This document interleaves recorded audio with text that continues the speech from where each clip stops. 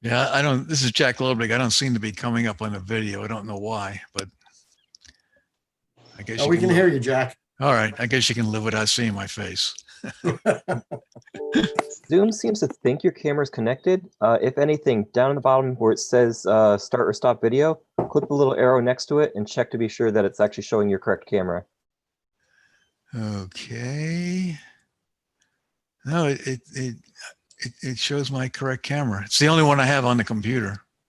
And you don't have a lens cover or anything on it, right?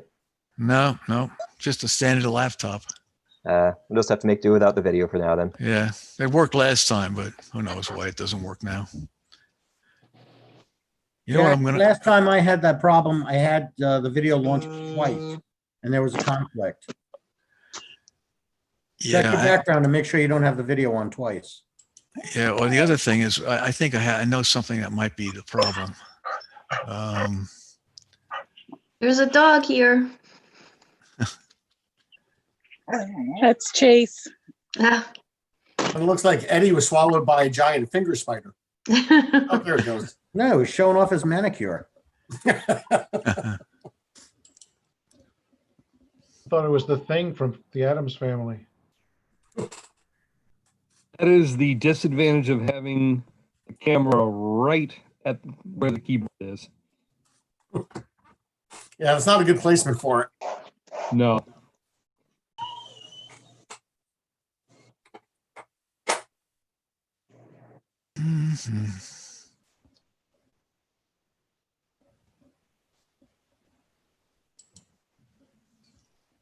Rosa, are we expecting a full complement from the Board of Ed? I definitely was expecting them. I just sent them a text message. So who are we missing? We just have Debbie and Bob here. So we actually need one more, at least. I was on a policy committee meeting with Mike and Amy, and they both said they were coming. I think your Amy just dropped in. Yep. I'm here. Thanks, Amy.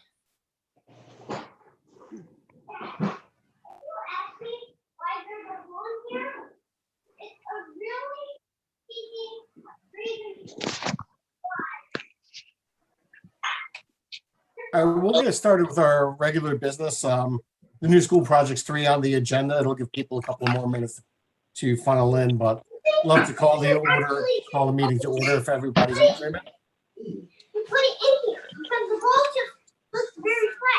All right, so call to order Town of Brookfield Municipal Building Committee regular meeting, Tuesday, June 16th. It's 7:04. And item number 1 done. Item number 2 is we have an approval of the May 19th minutes on the docket. Everybody received the minutes in their package? Yes. Yeah, I received the minutes and I make a motion to approve the minutes as presented. All right. Any other comments? I'll second. All right. All those in favor of approval of the May 19th minutes? Aye. Aye. Opposed? Abstained? All right. So moved. Next on the agenda is going to be the new school project. We're going to receive a presentation right now from Tecton for design development, which will set the basis for construction documents. Again, as we're probably 90% set in stone at this juncture, there's still a little bit of variation that's going to happen, a little bit of design refinement that's going to happen. But as far as building footprint, structure of the building, exterior envelope, things of that nature, we're fairly well set at this point. But again, if there are some refinements that will happen, we can discuss those after the presentation. We are going to open it up to the Board of Education members and superintendent only for comments, as there are invited guests this evening to receive the presentation jointly. Paul, can I make a request? Yes. That unless you're the presenter and you're ready to ask a question, to mute your computer so we're not picking up the background noise and competing. That's a great request. I would appreciate if everybody did that during the presentation, and that we hold any questions we have until the end of the presentation. All right, so with that, Jeff, will you please take over? Jeff and Eddie from Tecton, please take over. Sure. I'm unmuted. Hopefully everybody can hear me. My name is Jeff Wazinski, principal at Tecton Architects. We have Eddie Wadowski, project manager on the line, Brad Park from CES, he's a mechanical engineer, and then Darren Overton, site civil engineer. So I'm going to give about a 20 to 25 minute overview of where we are. And let me pull up my screen here. And can somebody just confirm that they can see my screen? I can see your screen. Can everybody in the Board of Ed and the NBC see the screen? Yep, I can see it. Okay. Thank you. Great. Okay, so I'm going to kind of hit the highlights going through the presentation. Of course, as Paul had mentioned, if you have any questions, you can certainly ask them afterwards. So the agenda for tonight is to just give you kind of an overview of ongoing activities, spend the bulk of the time talking about the status of the design. We'll go over site floor plans, some exterior renderings, interior renderings, and I think blended within the presentation, we'll talk about the various different sustainability and energy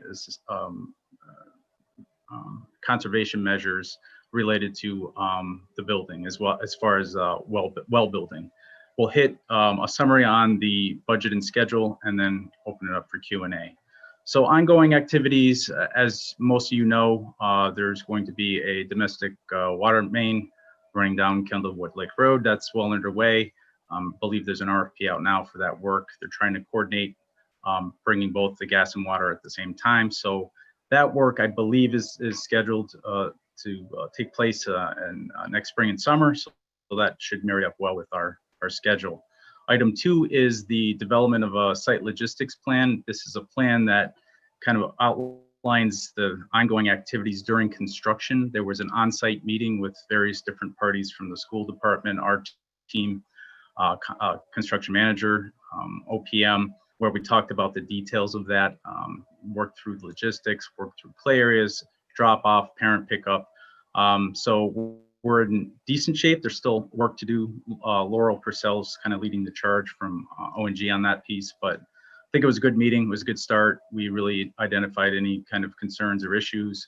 There'll be an awful lot of coordination and communication with this group, with the community about what the ongoing activities before they start. So the O&G will take the lead on that piece.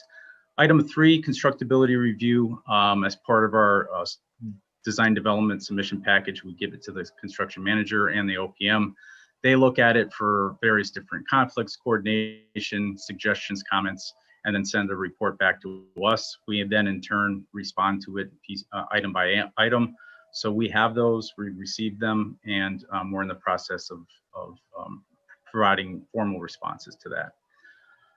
The existing building, of course, is going to come down as a part of this. It's going to be kind of the second phase after the new building's built, obviously. So there's a RFP, request for proposal, out by the owner's project manager, Arcadis, related to the hazardous material testing.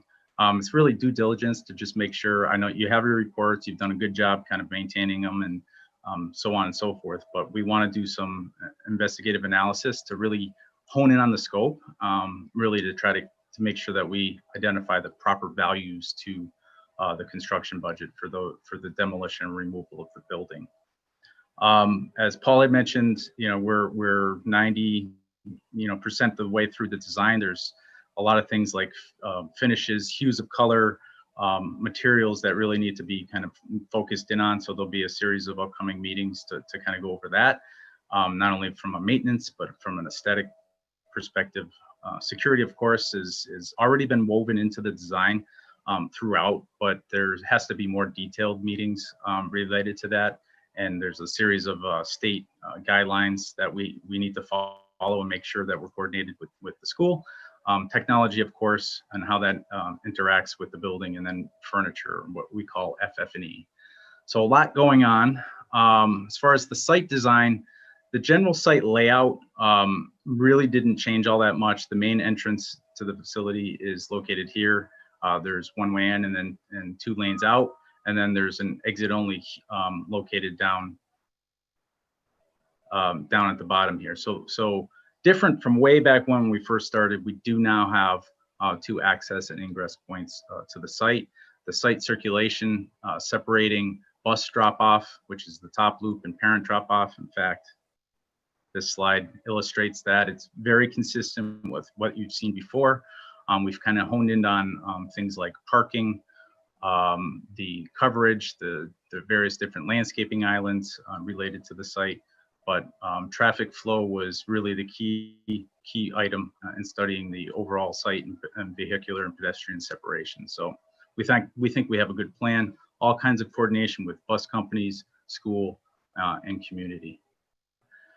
So one of the really exciting pieces, we believe, and this was a concept from day one, is to really embrace the site with natural landscaping. And you can see we've kind of highlighted some, we'll call them precedent examples, where we've woven in the idea that every opportunity on the site should be an opportunity for educational enhancement and learning, whether it's the treatment of the stormwater quality, or the type of landscaping, or outdoor classrooms, or outdoor gardens. We've incorporated all kinds of those kinds of features into the plan, and at the same time, really embraced at the heart of the scheme was embracing the idea that there is some wetlands and mitigation that needs to be looked at, but really embracing the natural features of the site. So we spent an awful lot of time, gosh, the weeks blend into one another, but we had a meeting, a presentation with the Energy Committee, and this was a slide, and I'll highlight the ones that I reviewed, or we reviewed as a team with them. But this one really points out, and I won't go into the detail because I believe we submitted a PDF to the committee for their review and refinement.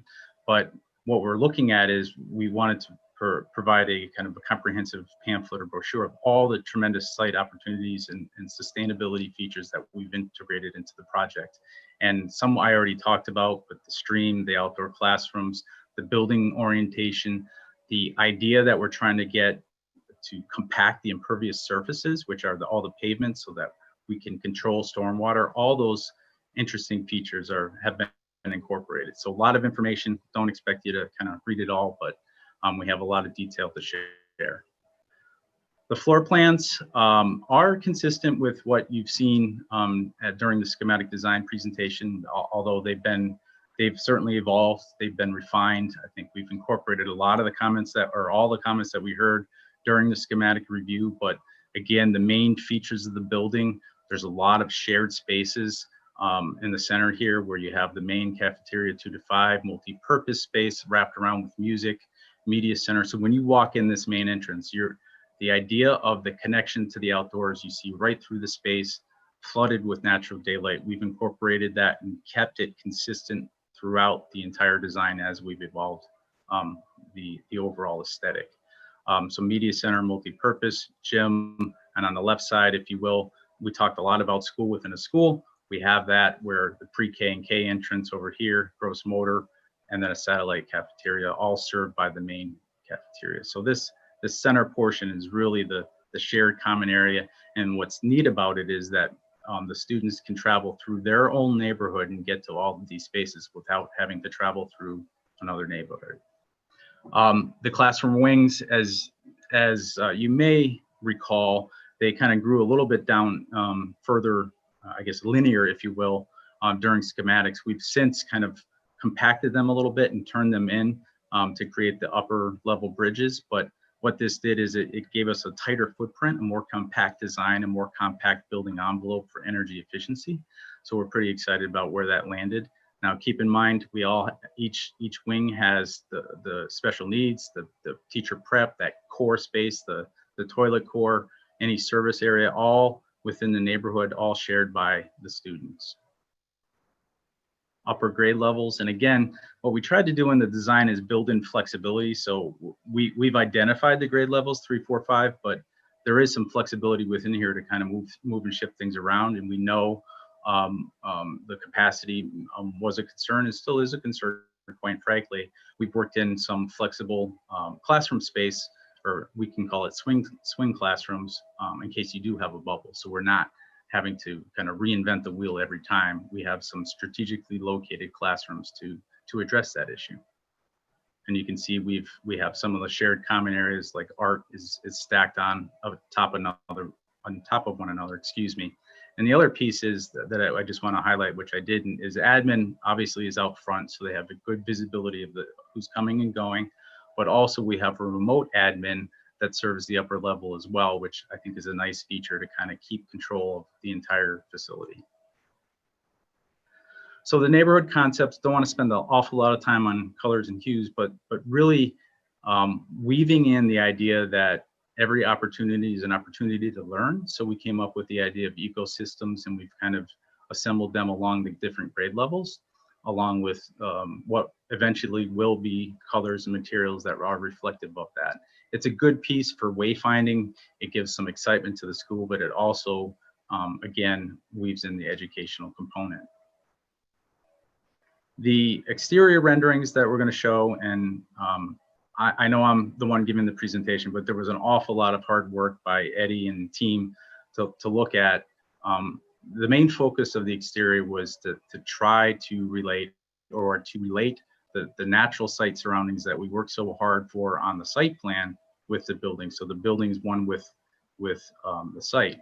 So you'll see a lot of natural materials. We used wood, we've used stone.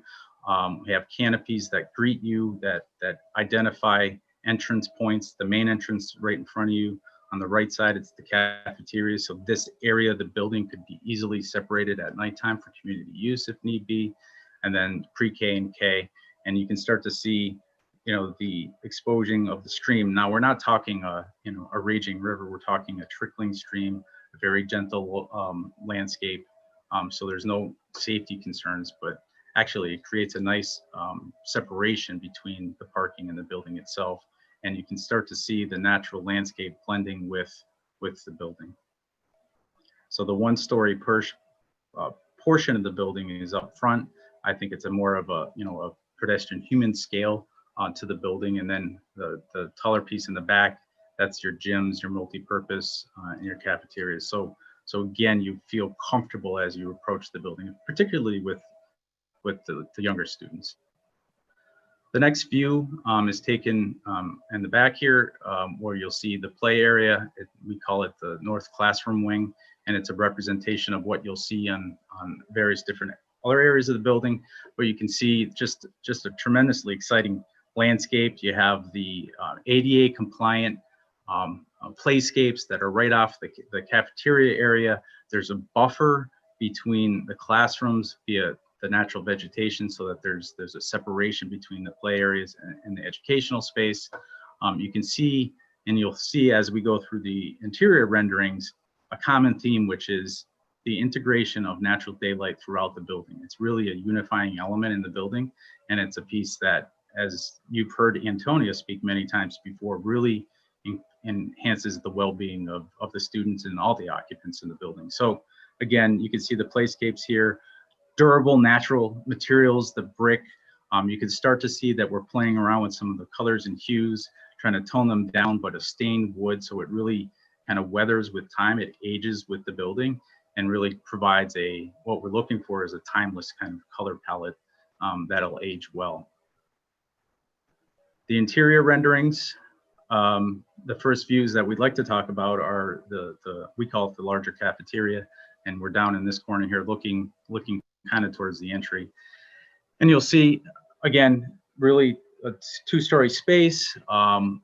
We brought the exterior materials in. Again, the rich colors, the rich woods, wood around the presentation space. And again, the canopy, which projects out, you can see that's the parking lot kind of further straight on. It kind of folds into the space, so you have that connection from indoor and outdoor. On the left side, instead of kind of a roll-up canopy, roll-up grill, if you will, to the servery area, we have storefront. Those were some ideas that were brought to the table, so it feels more like cafe and bistro. So really kind of contemporary feel, fun. Again, we're still playing with colors, but I think this gives you a good sense of the order of magnitude. You'll see in many of the images some wall graphics, and we're still discussing whether they're interactive digital displays, which have become commonplace now, or do they want to be wall art, digital wall art printed on a material. So there's benefits and challenges with each, but that's a piece that we will be exploring as we continue, as the design continues to evolve. The really exciting piece, and we talked a lot about it, was the flexibility of these core spaces where this stage could open up into the cafeteria, or it could open up into the multi-purpose, which we'll show you in a minute. In fact, right on cue, multi-purpose is right next door. So the cafeteria we were looking at was here. The stage is shared between the two for a variety of different functions. And now we'll be looking at the multi-purpose.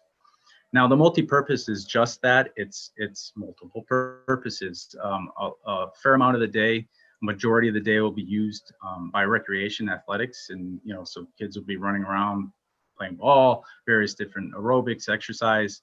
And then at various different times, it'll also be used for presentation and performances. So you'll see it's a slightly more muted palette, and that's intentional to really to set a backdrop for all the activities that could take place in there. We're looking at some exposed ceilings, some very efficient lighting, properly placed, pops of color around the perimeter, and then strategic placement of acoustical treatments to make sure that we're balancing the aesthetic with the function, again, because this is going to serve many different uses. So the gross motor skills is we'll call it the early educational component, and it becomes far more playful, where we have, you know, floating canopies that kind of mimic trees for the ceiling. You start to see an articulation of the facade to again represent the trees. Those that have been following the progress have seen, you know, some of their early on sketches representing of where we translated it to during the design. You know, again, there's still some work to be done on color hues and details, but still what the common theme here is, if you look on the right side and even on the left, the unifying element of natural daylight deep into the building is really critical to this building. So the entrance nodes are basically at each of the entries to the classroom wings. And this is an opportunity for students to gather, maybe a class to gather, maybe a small breakout area. It's a place to kind of provide relief in otherwise a corridor that wraps around. Now there's an awful lot because you have glass walls looking to the courtyard. But one of the ideas we had was, you know, it's basically like a little nook, if you will, a little reading nook. And what we did is we opened it up to the upper level so that we could kind of simulate natural daylight coming down. So you can see on the right side, that goes to the classroom wing. On the left side, this is the connecting corridor along the common area. So just to the left of this yellow wall would be the band room and music areas. So you can see that we're exploring ideas like, could this be a backdrop, writable wall surface with a backdrop, a place to hold student artwork, or, you know, on the flip, could it be, and we tried to simulate it here, could it be an interactive display where, you know, there's projectors built into the soffit here where you could start, you know, you could change the theme on a daily, on a weekly basis, so it really could marry up well with the curriculum. So that's another exciting piece. So it wouldn't be stagnant. So you can kind of see, we tried to Photoshop in some movement, so it could really set the tone for this is an educational learning space, not only the corridors, but the classrooms as well. So the next image is really, if you were to take a saw out and cut right through the corridor of the classroom wing in this blue line, and then look into it from the side, it's an elevation view, and it's more diagrammatic to really illustrate the arrangement of the classroom wing and the opportunities that exist there. So on the left side are the entrance nodes. The brown elements are obviously the classroom entrance doors. The vibrant orange and yellow colors, which are again themed, are pin-up and display areas immediately adjacent to the classroom. So again, another opportunity for students to present work or to collaborate out in the hallway. And then the images here are really just durable wall surfaces that can be printed for durability. The toilet rooms, as we mentioned, are all kind of centrally located to the wings. The support spaces are immediately off of that area. And then what we did is we unified the both levels by a floor opening that could have a 2-story spanning display. And it's another opportunity for students to congregate around and have intimate either presentations or gatherings. And then of course, special education spaces are knitted throughout the plan, but they're tucked around the backside of this, this image display. And then don't forget about technology. At the end of the hallways, you're kind of guided by a tall curtain wall that you see directly to the outdoors. And that's probably going to be one of the most, fantastic views, because it connects right, you'll see right into the kind of the wooded area. So it's a really nice element to bring nature in. But at the end of this hallway, we kind of fanned it out in the plan so that you could bring, 2 classes together, if you will, and present on a digital display board if we had that in that direction with the technology. So I'm going to hit the highlights because I think many of you joined the EAB meeting. So again, I mentioned we have a document that highlights all the or goes into all the details of the sustainability and wellness, but simple things like the connecting pathway in the back, the areas for proper recycling. Item 6 is a simple one, but it's a very difficult one to achieve, which is a balanced site, meaning we're not bringing in or trucking out excess cut or fill on the site. There is some structural remediation work that we need to do for under the building, but what we're trying to do is eliminate the unnecessary cuts and export and import of fill, which means reduction in driving, which means a reduction in all the truck traffic, which is reduction in pollution. So I touched on some of the other ones earlier. Of course, material palette is key to that. Low VOC. There's a item called the red list, no red list, which means natural materials, no volatile organics made up in the materials themselves. So we're taking a very hard look at not only the aesthetic, but the durability and also the sustainability of these projects. What kind of recycled content do they have? So a holistic approach to the design. Brad is probably cringing right now because I'm going to just touch real briefly on the mechanical pieces, but the key to the mechanical system, quite honestly, is the chilled beam. It's a chilled beam system. That's your heating and air conditioning. It's probably the most energy efficient system that you can come up with. What we like about it is it's virtually maintenance free. It's a very low maintenance, very easy to run, and very efficient to run. So we've done an awful lot of analysis. I know it was a topic of some of the conversations from the last few meetings, but I'm not going to go over it in detail, but we have all of the detail in that brochure for your reading pleasure. The other piece that is key to energy efficiency is daylighting and natural and artificial lighting. Of course, all of the fixtures are LED. They're all on dimmable switches. They're all daylight control, scheduling, integration, building integration, automation integration, computer systems, if you will, controlling when you use outlets, when you use lights, when they're not in use, you turn them all off. The amount of energy savings is just staggering if you control the building with these kinds of systems. This is a piece that we're integrating into the design. Of course, we'll make the building green ready or ready PV ready, if you will, with proper infrastructure. Should a photovoltaic array be in the future for this building. And then lastly, and I'm going to touch on it, we've included in many of the presentations, which is the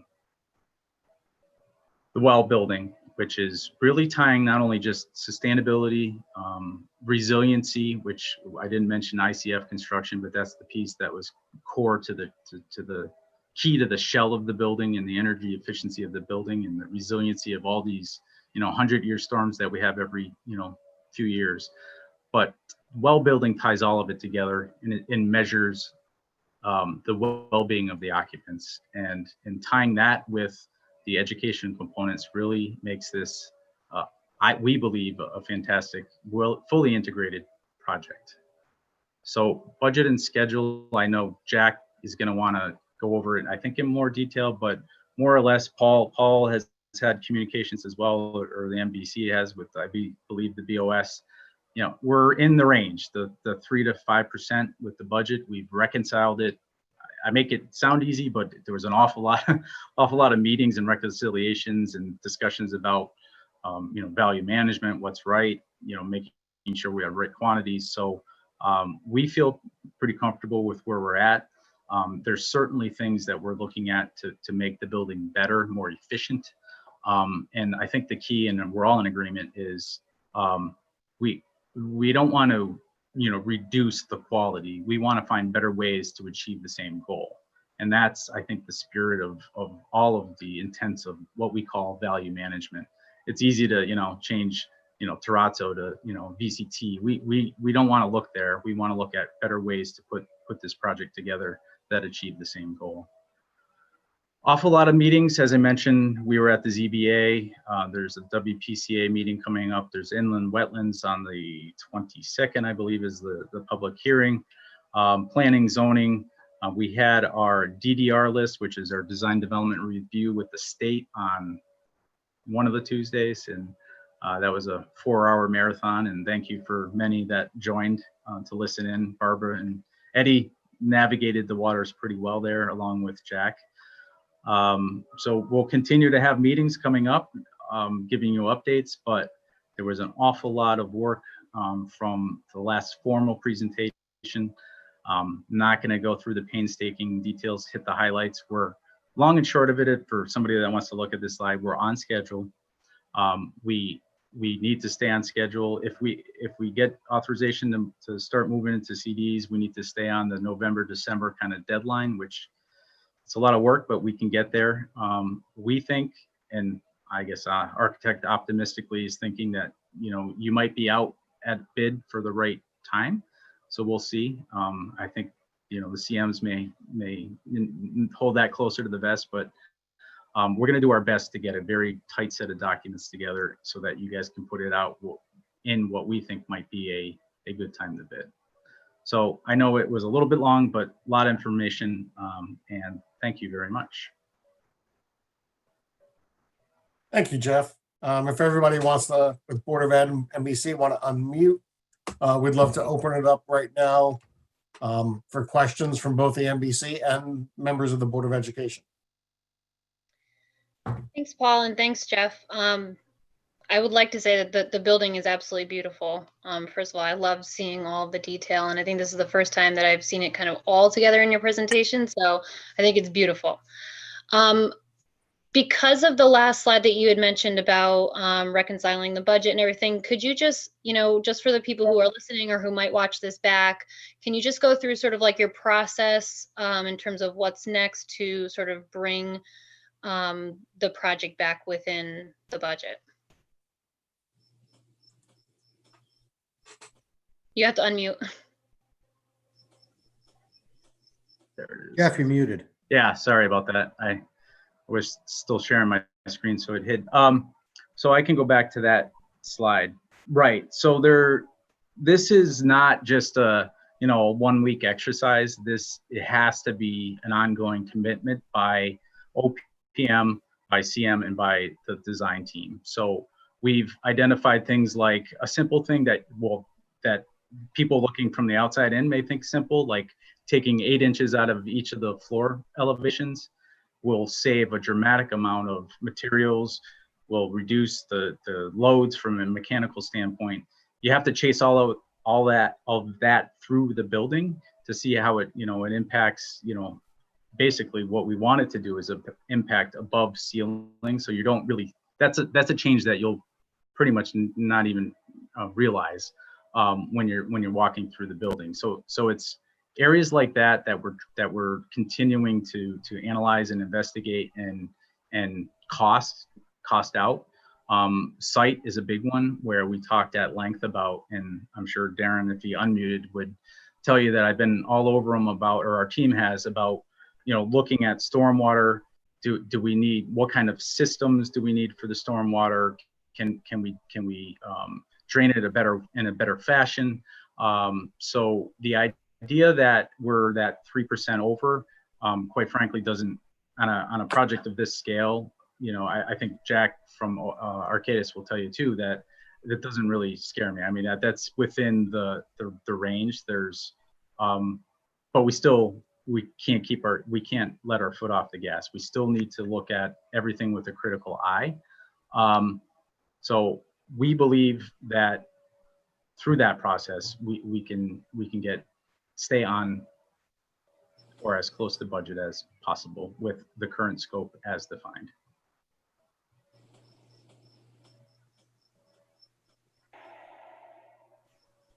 Okay. That's, that pretty much answers my question, and we had talked about this before, so that clarifies things for me for now.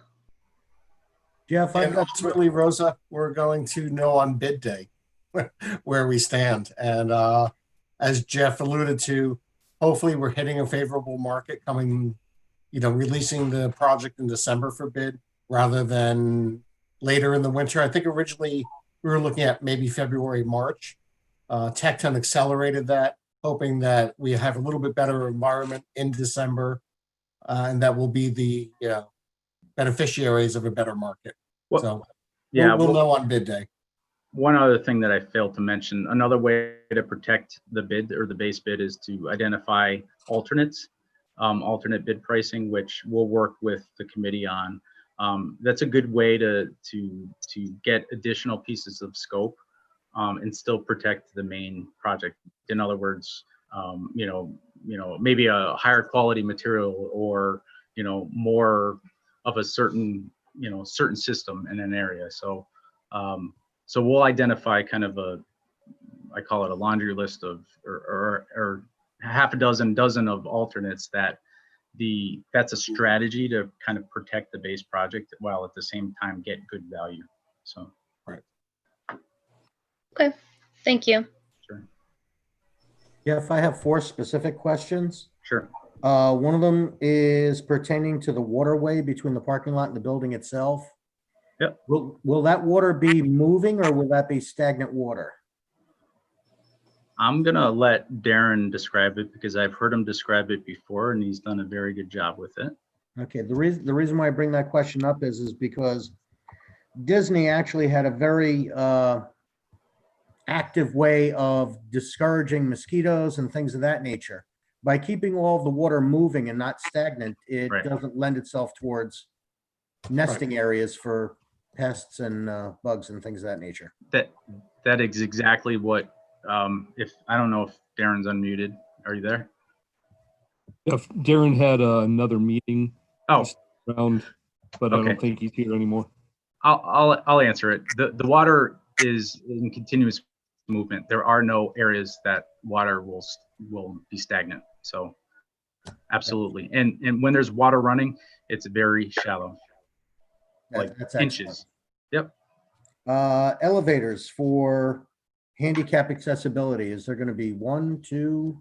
Absolutely. So we've saw that came up in one of the public forums, and there's currently one in the base bid, but a shaft in the base bid built for 2, and then an alternate for another elevator. So so the answer is it's sized for 2, base bid 1. Okay. Third question revolves around security. We've got a lot of glass for the exterior views, allowing in natural light. Yep. But allowing in natural light also presents itself a security risk because in an active shooter situation, you've got a lot of visibility. Is there any way to opaque those windows or have some type of coverings that the school could enact in the event of an emergency? So the short answer is yes. And some of the school safety infrastructure guidelines require the ability to, in an event of a lockdown, to basically cover the glazing. Some of the larger expanses of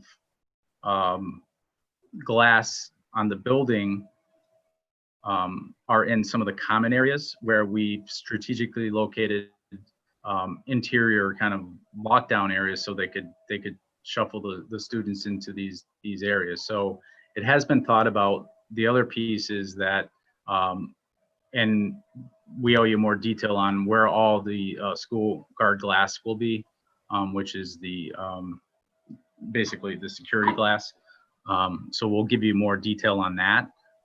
That we were kind of waiting on to give you a comprehensive presentation as part of the security meetings, but we are fully aware of it, and we owe you a very detailed and methodical way to show you how students will be protected. Okay, great. And Rob, just on the same note, Jeff alluded to it with the security meetings, you know, where these areas are.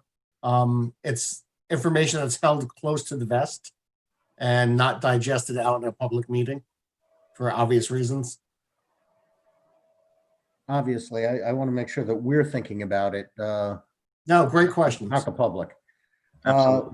Last question is the charging stations, which I totally support, but I have a couple of questions as to the placement of them and if they're going to be metered or not. Because charging stations currently, whenever I see them, they always seem to be like the primo parking spaces. So that means that, you know, if you're driving an EV car, you get preferential treatment over everybody else, number one. And who gets to use those spots first? And are we charging people for that, or are we just going to charge the cars for free? So, well, walkers get first preference on parking. So, but the parking spaces, the idea would be, yes, they would be out front. The ideal location for right now, we're going to put in the infrastructure, meaning the conduit and back boxes for it. We're not going to be installing it right now. I don't believe we have that as a line item. Eddie, correct me if I'm wrong, if we do, but let me explain. The best place to put them would be immediately off of the electrical service entrance. So we're not, you know, spending a fortune to get it out. So in an ideal world, if we had a few spaces, they'd be generally located in this area. If you can, hopefully you can see that, my cursor. Yes, we can. Correct. We Okay. have infrastructure, but not the charging stations themselves. Right.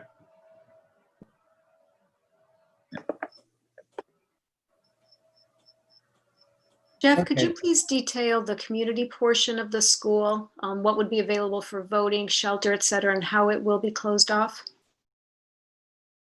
Sure. So voting, and you can't see all that. Where's Steve with his question? That usually comes from Steve, but the idea would be to use. So we have storage, and I can't point exactly where it is because in case we can't call it voting storage, we call it storage, so we get it reimbursed. But the idea would be that they'd use this area for voting. There's a storage room over here. The rest of the building can be easily separated off, but via these doors here. So voters would have access to public restroom facilities, and the voting storage would be immediately adjacent to a common area corridor. Now, what we've explored is separation, either curtains or walls in thirds here, not only for kind of student control, but volumes of students that could potentially be used, so you could have 1/3 of this being used. Chances are, we've been back and forth, I believe, on this conversation numerous times. Last time I thought the school was closed during voting, but I'm not quite sure. Not At any always. rate, I yeah, think it's Not every right. year. Not always. Not always, right. So that is the game plan currently, is we have storage immediately adjacent to the space, toilets, and then locking off these areas. And then potentially a 1/3, 2/3 separation. The other common areas to the building, such as multi-purpose, and I guess I could just speak very briefly on the security. No visitor gets in to the building through this set of doors. It's, I guess, somewhat similar to what you have today. Everybody has to go into a secured, controlled entrance point here. So during the day, and it's the same for the pre-K entry over on this side. Now, nighttime community events, let's say, you know, you're using music multi-purpose, these areas, I'm sorry, Let me zoom out. There you go. These areas can certainly be used. There's doors that I guess aren't shown on this plan, but there's doors separating this portion of the building, this portion of the building. These wings, of course, are separated there and on this side. And again, this portion, there's doors there. So we have, I guess I would say, various different layers of separation depending on the function of the community event. If it's gym, we certainly can control access to all of there's this gray area here, because you did ask about, a warming area. Remember the showers we talked about early on during referendum? Those are all located in this gray area. So there's 3 independent kind of private, if you will, showers on each, and then there's a toilet room that's immediately adjacent to the gym. So I would see this kind of suite, if you will, being, if you needed a warming center, that would be the place where it'd be located. Does that, I think, answer most of the ones you had? Yeah, so for voting days when school is in session, like for the budget, there's going to need to be a game plan as far as lunchtime, I'm assuming. Absolutely. Yeah. It's a good reminder, because we had at one time, and we still had it shaped, I think, in the ceiling, but it might have got lost. We at one time we're talking about a kind of a thirds kind of proportion, so that you could not even just for voting, but just for having kind of rooms within a room for student dining. So we can revisit that just to make sure. Or we also talked about just having them use the entire area, and this kitchen could also serve various different other areas. That's why, the multi-purpose could be set up for that function if it need be for that day, or you could double book the gross motor and satellite, because you have your serving kitchen down here too. So there's a lot of flexibility built in here, because you never know what's going to happen, I guess, right? So. And on that note too, there's a lot of building management that will go into that. Additionally, while it hasn't been formalized yet, there's been conversation with I've talked with the chief about plans a couple of years from now, once we have the single elementary school online, and going to possibly a school resource model just for the, so we have it at the middle and the high school. Right now we have the youth officer and patrol between both elementary schools. When we consolidate, going to a school resource officer model at the new Huckleberry site. So some conversation about that, as well as about that continued presence. So those are general conversations that we need to have as we continue to move forward. Okay, great. Thank you. Thanks, Jeff. Hey, more questions? I have a couple questions. Jeff, one of the previous meetings, we talked about the Library Media Center, and I think it was designed as a 2-story center. Is it still 2-story? It is, absolutely is. And Eddie was intimately involved in all the dialogue with the media center folks, but it is a 2-story space. So main entrance is here. You walk in. Hold on one second. Let me just go to. There's a large folding door. This whole entire wall is glass, up to a certain point. There's a very large folding operable partition, and the idea is that this could be opened up for community events or book fairs, if you will. And then there's a connecting stair within the media center that connects up to, you can see it here, the stair comes up, and then all that orange. So it's a sizable space. It's on program. There's an opening space to below, so there's some connectivity, which is kind of nice. And along the stair underneath this area is kind of seating for the students that kind of have a reading time. So admittedly, the functions do need to kind of, there's different, obviously, literature for grade levels, and I think it was appropriate to have them on, whether it be different areas or different floors. I think that was a piece that came out loud and clear. So I think this solution really, I think, marries the best of both worlds, the function of what they wanted, and then I think the aesthetic, without, you know, having students all go into one entry. So you're saying that like chapter books or nonfiction for older grades could be on the second level and Yep. primary resources on the first level? Is that what you're?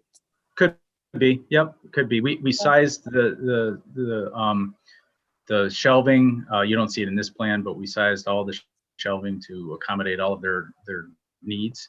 So if they want to shuffle, if they come to find out that they work differently as they move in, there's some flexibility built into that. But that is correct. That was the initial intent. Okay. And so will there be like dedicated story time, floor space, and computers on each level, or are There those? is. Yep. There is. Yep. There's reading areas. There's seating areas. There's shelving.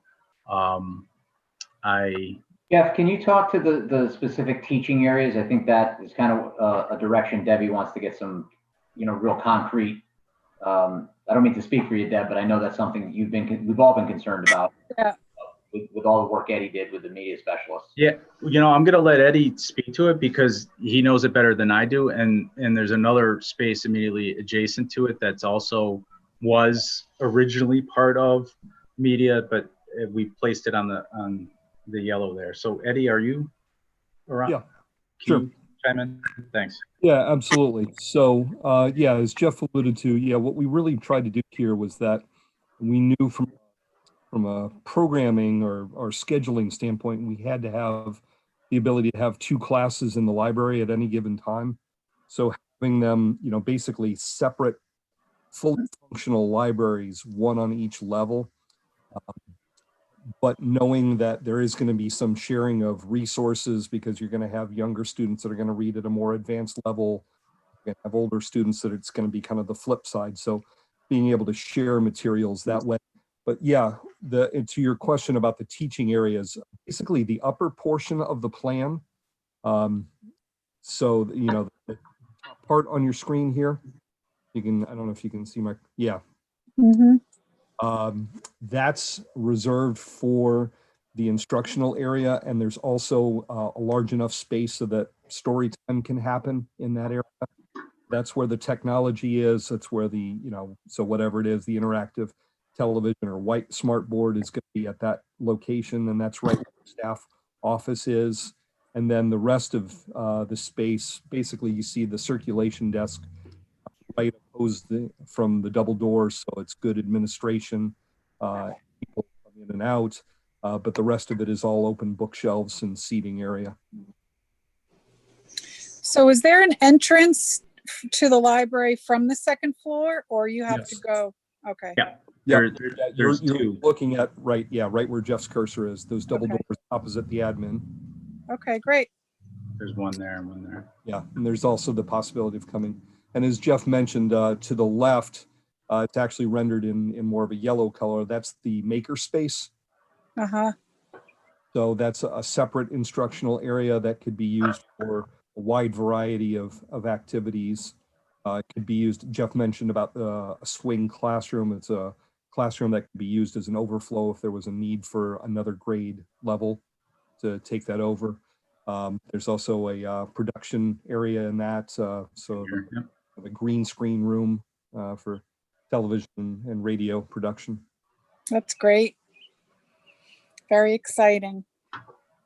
My other question had to do with bus and car traffic. If you could go back to that slide that had the arrows. Sure. So the pink line is buses, right? And the blue are parent drop-off. Correct. So where do the buses exit? Do they go back at, like, are They come back out here. So, Okay. so they're always given the right of way. There was an awful lot of study on this one and debate. So the magenta line is morning drop off. Buses continue. They have the right of way. Although the lines are a little bit too thick, this road is plenty wide to handle the bus coming out. So buses really come in, drop off, and leave more or less uninterrupted. The parent drop off comes around like this and then leaves at a separate entrance. So what we did is we, there was all kinds of traffic studies by traffic engineers. Coming in isn't really the issue, it's going out. So the idea was that you separate the buses. They have their own, out left and, here, and then down here for the parents. Now, at the end of the day, this loop road is sized, this is pavers all the way through here. And correct me, what's the number, 35, 32? It keeps on floating around, but there's a lot of buses. Yeah. 35 with the fifth grade added, I think is where we're Okay. at. So all the buses would be wrapped around here, and this is sized appropriately.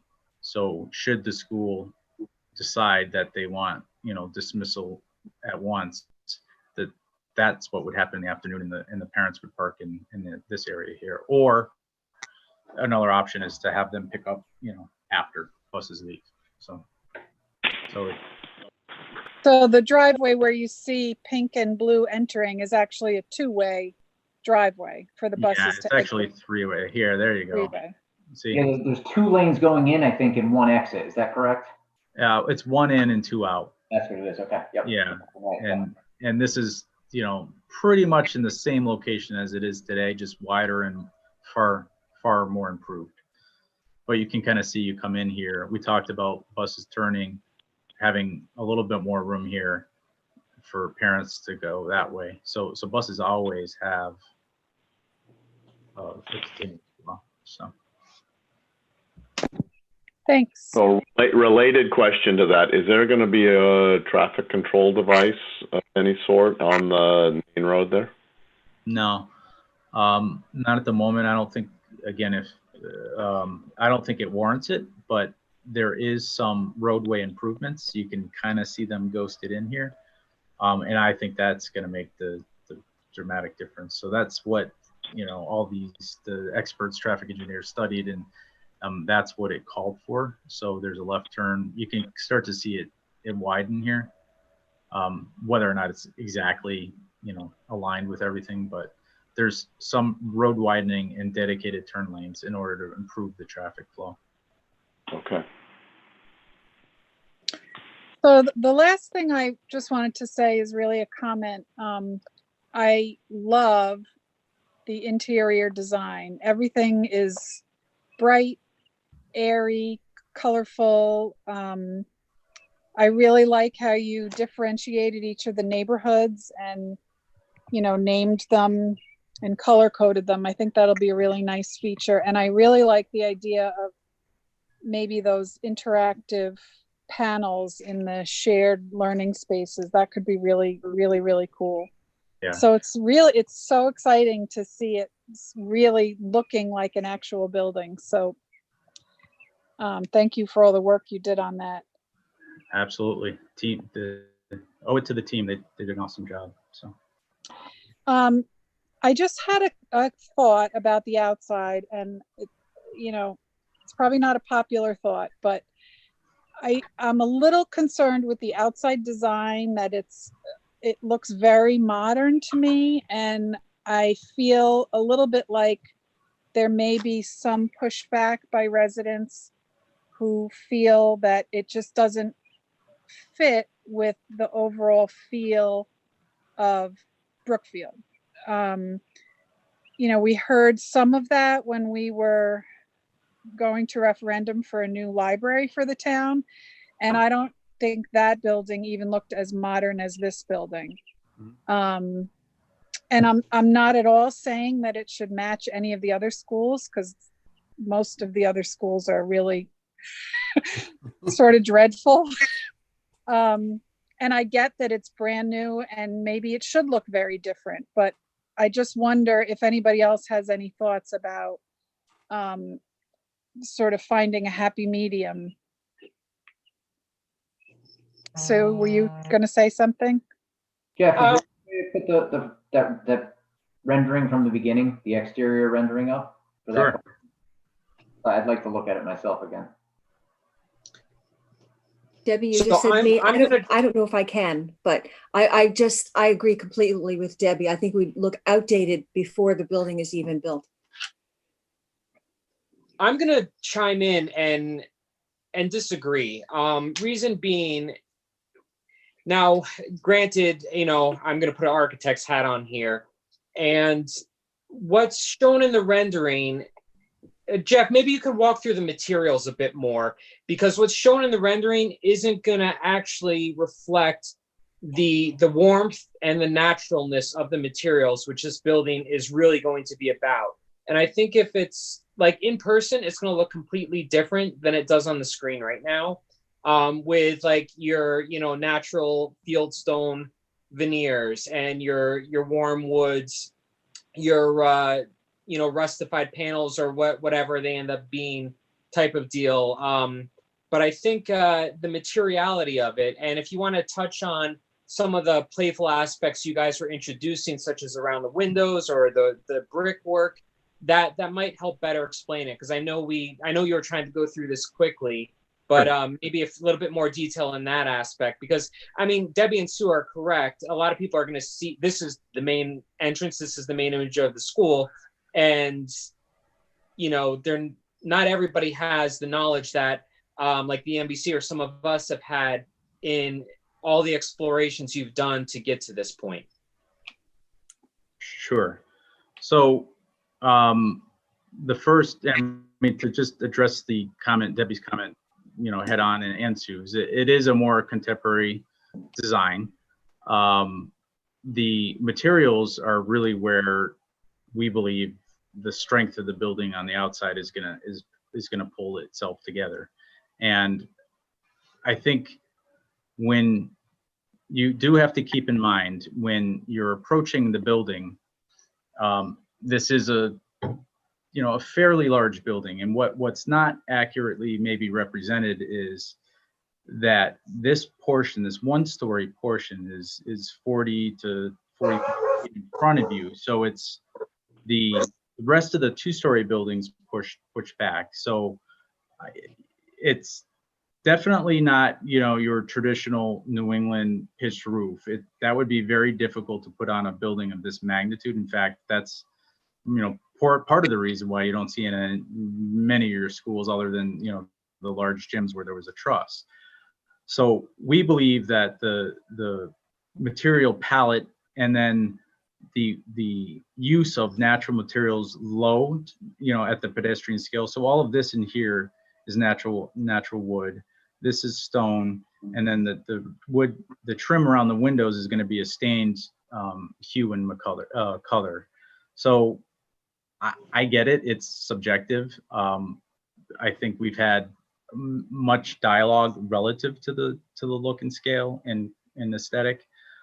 We believe a more contemporary building is befitting of the site, is particularly when the site plan is developed in a way that's so natural. So I don't know if that addresses, Josh, what you were saying, but the natural materials, I think, are really going to give you a sense of scale that maybe is difficult to communicate on a 2D rendering. Jeff, is there a way to change the portico there? Maybe I get the natural stone and the woods and all that, but I think that just screams 1960 to me, and that's it's like a Jetsons. Yeah. I mean, I love the stone and the wood and the colors around the window frames, and the sort of marshy stream effect. I think it is the portico and those, like, all I can call them is slats, the stuff that's like sort of the facade of the roof itself. This right here? Yeah. Well, the tan and the vertical parts of it, the tan and brown that are, The ones that look like they're up and down. Right. Yeah. Now keep in mind that this piece here in the facade is much further back than this piece. So so what your eye is going to read, and what your eye is going to read is really this. And yes, these canopies are a bit more contemporary.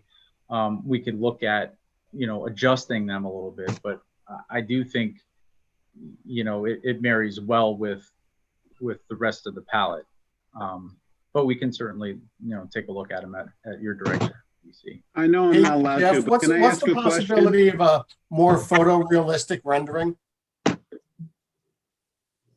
There, yeah, I mean, we can certainly do that. This is basically the capability of, you know, what we would do. We could hire a professional renderer to model it, and give you a kind of photorealistic rendering, if you will. I think that's the only way that all of us will be able to evaluate this fairly, and that everybody would be able to. I think Debbie and Sue are right. The upper level just is reading in the same plane as the one-story entrance, and I think not being able to see that depth of the elevation is really misleading at this juncture.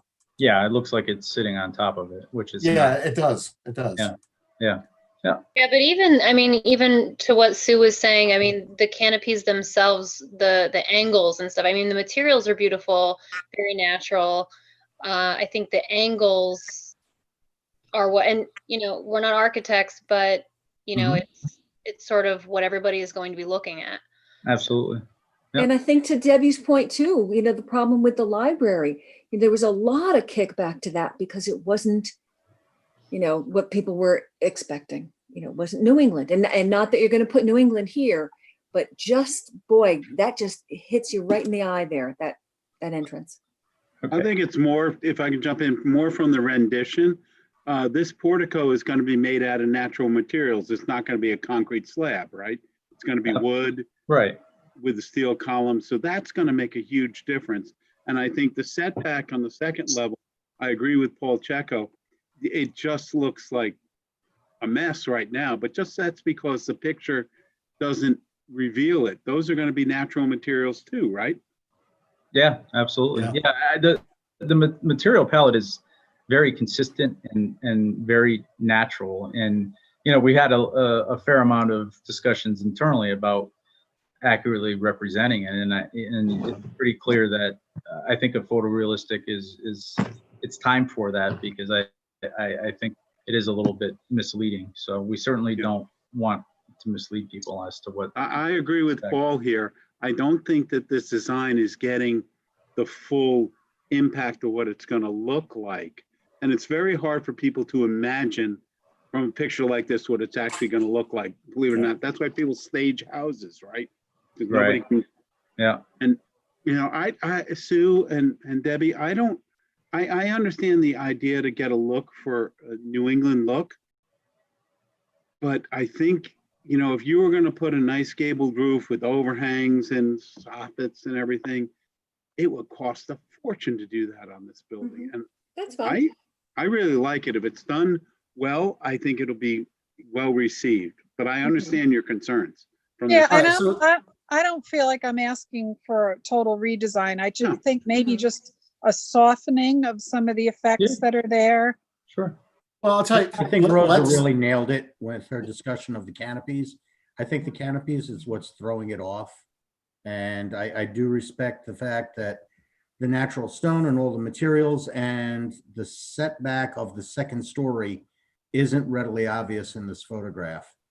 So Paul's suggestion of maybe a better rendering might be in order, because once people get that first image stuck in their head, it's really hard to change that opinion and feeling that they've got. That's true. All right, so Jeff, why don't we go down that path? And at that juncture, once that's ready, we'll have further dialogue about elevation study or front canopy study and modification. Absolutely. Yep. Okay.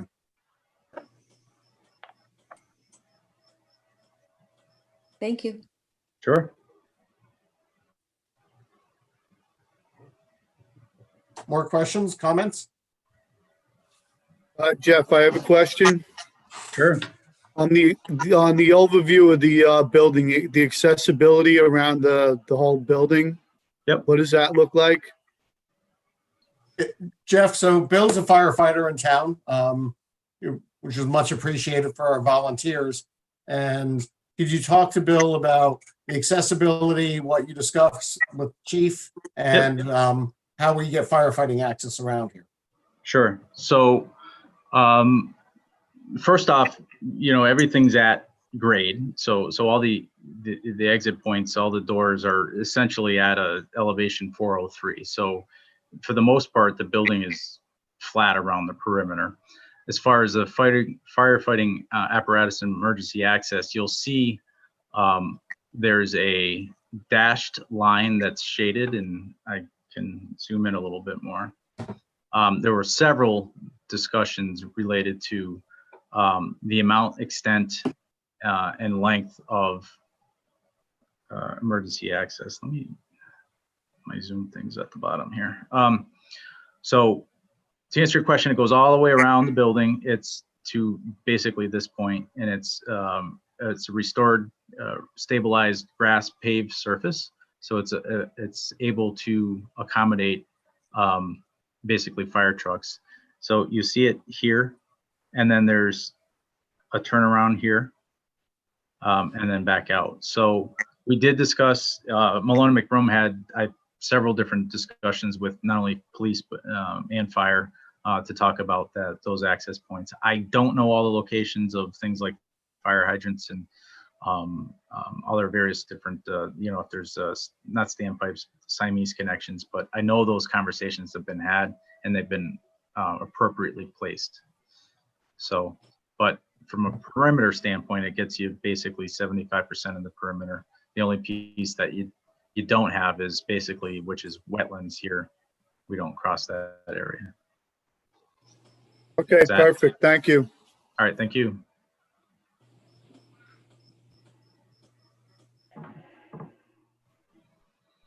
More questions, more comments? Paul, if I could just jump in, I really wanted to share, especially as we were going through parking, transportation, and then the interior. It's important for the NBC to know, and I know I've talked to the board about this, Board of Ed, a number of times, but for the public too, for the recording of this meeting tonight, the time, effort, and commitment we had to the user groups. That was a big piece, Paul, that the NBC was a big part of, as well as Tecton and the Board of Ed having opportunities to participate as well. I know Rosa was at several meetings with me, whether it was teachers or facilities folks or pupil personnel services folks, phys ed department, special subjects, our art leader, visual and performing arts leader. We really put a lot into, at the end of the day, what you saw tonight, a unified vision from the folks who will be using this building, our classroom teachers, et cetera. So it's important for everybody to know that this hasn't been a project that has just been done from the top down. We really had our user groups heavily involved. I think they'll be excited to see this presentation from this evening because the vision is starting to really become a reality. And I just want to thank everybody involved. It's really coming together quite nicely. And I'm beaming with pride, and I'm just really excited for what we're doing here. It's going to be great for our students and for the town. Thank you.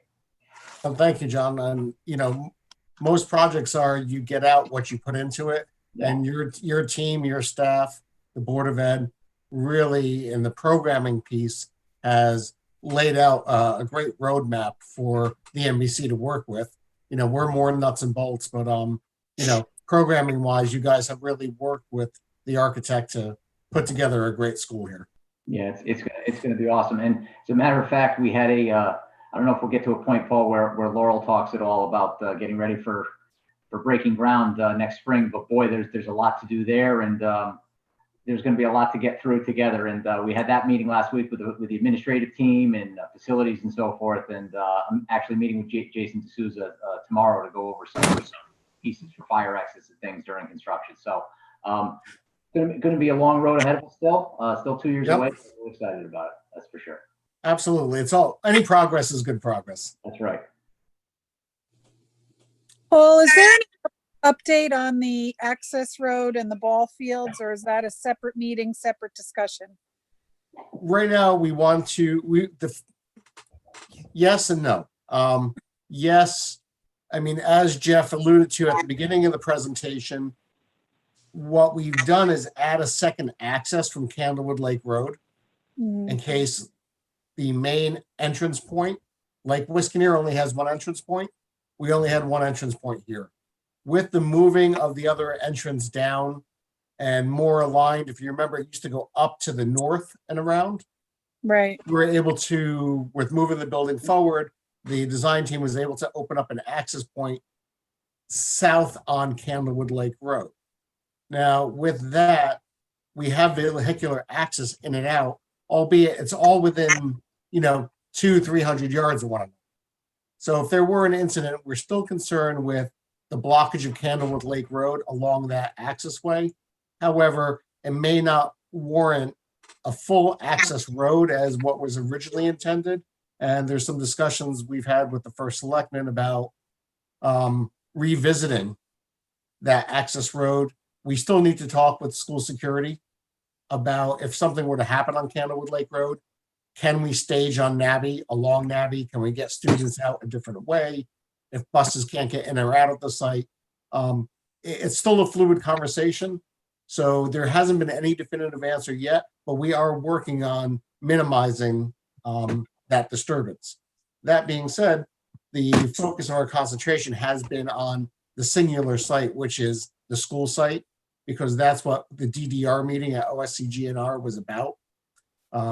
We needed to get to that meeting and get past that meeting, so then we can focus on, once we get past that, we can now focus on other aspects, which include the ball fields and access ways. So it will be the subject of a future meeting, but since you asked the question, I figured I'd address it briefly. Yeah, Debbie, that's a really good question. Paul and I and the NBC have been talking about this. There are some things that we don't want to be totally transparent on for security reasons, but I think we'll be able to achieve what's needed in a very good way that people will all say it's acceptable. Do you agree, Paul? Absolutely, Steve, I agree. And, I want to thank Steve for his time. Whenever I call, he picks up the phone as much as he doesn't want to sometimes. I do yell at you sometimes. Yeah, you do, but we've had some great conversation about, Yeah. and again, it's all about what's best for the town as a whole. And that's always been the mindset that both Steve and I have had and the NBC has had in moving this project along. Agree 100%. And to expand on that really quick, one thing Paul mentioned was the meeting with the state, just to explain in case those don't know. The reimbursement is for this site only, and those meetings are about this site in the school. So some of these other items that we've had in the bonds, the state doesn't really, care about, for lack of a better phrase. And so it's more important to focus on what they care about because they're the ones giving the grant. And that's where the push has been. So that's what he meant by focusing on the, focusing on the state at that time. Yep, understood. Thank you. You're welcome, Debbie. Okay, any other questions? Again, the purpose of tonight's presentation was to accept it as a basis, just like we did for schematic design, was the basis for design development. The footprint of this building is the basis for the construction documents. Again, we're about 90% of the way there. We heard the comments regarding the front elevation and maybe some modification if needed after a photorealistic rendering, but that the general program, John, and the Board of Ed, the general program intent for the building itself has been met, and that it serves as the basis for Tecton to move into construction documents. Agreed. Absolutely agreed. Thank you.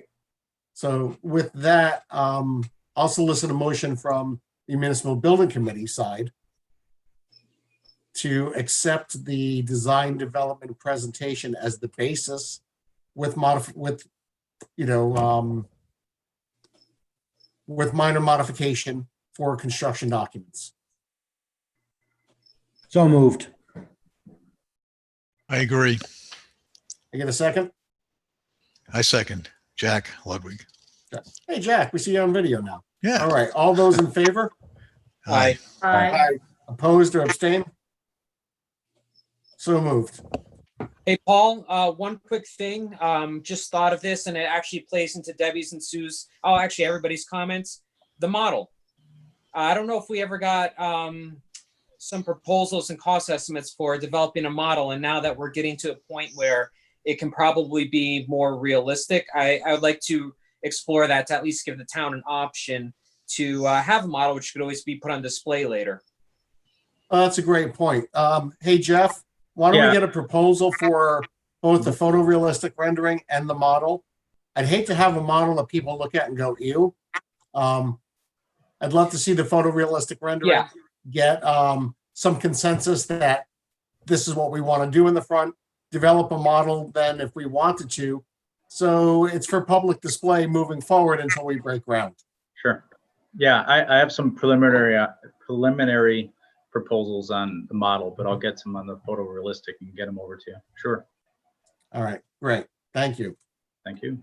All right, if there's no more on the presentation, we're going to move on to the update from Jack Butkus from Arcadis, who's our owner's project manager. Real quick, Paul, could we please get a copy of that presentation sent to us as well? Yes. Yep. Thank you.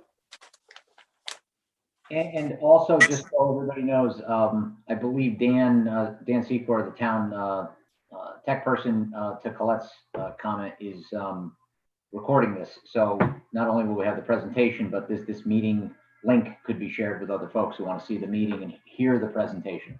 Yep, you should actually all have a copy of that in the agenda. There was a link to this Zoom meeting as well as a link to our YouTube feed where it's going to be saved.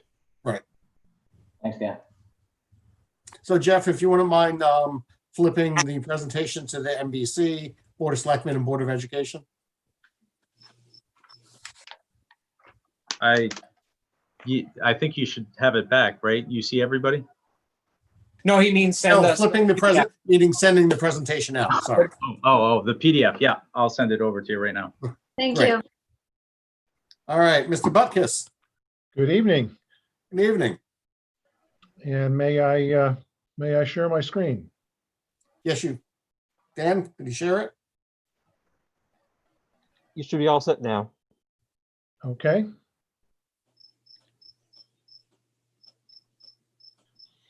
Let's see. I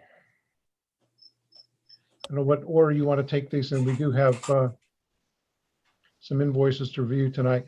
In high level, in respect of everyone's time, as has already been discussed, we have been putting in some significant efforts on reconciling the estimate done by the architect's estimator as well as the construction manager. We're within striking distance, as was already reflected.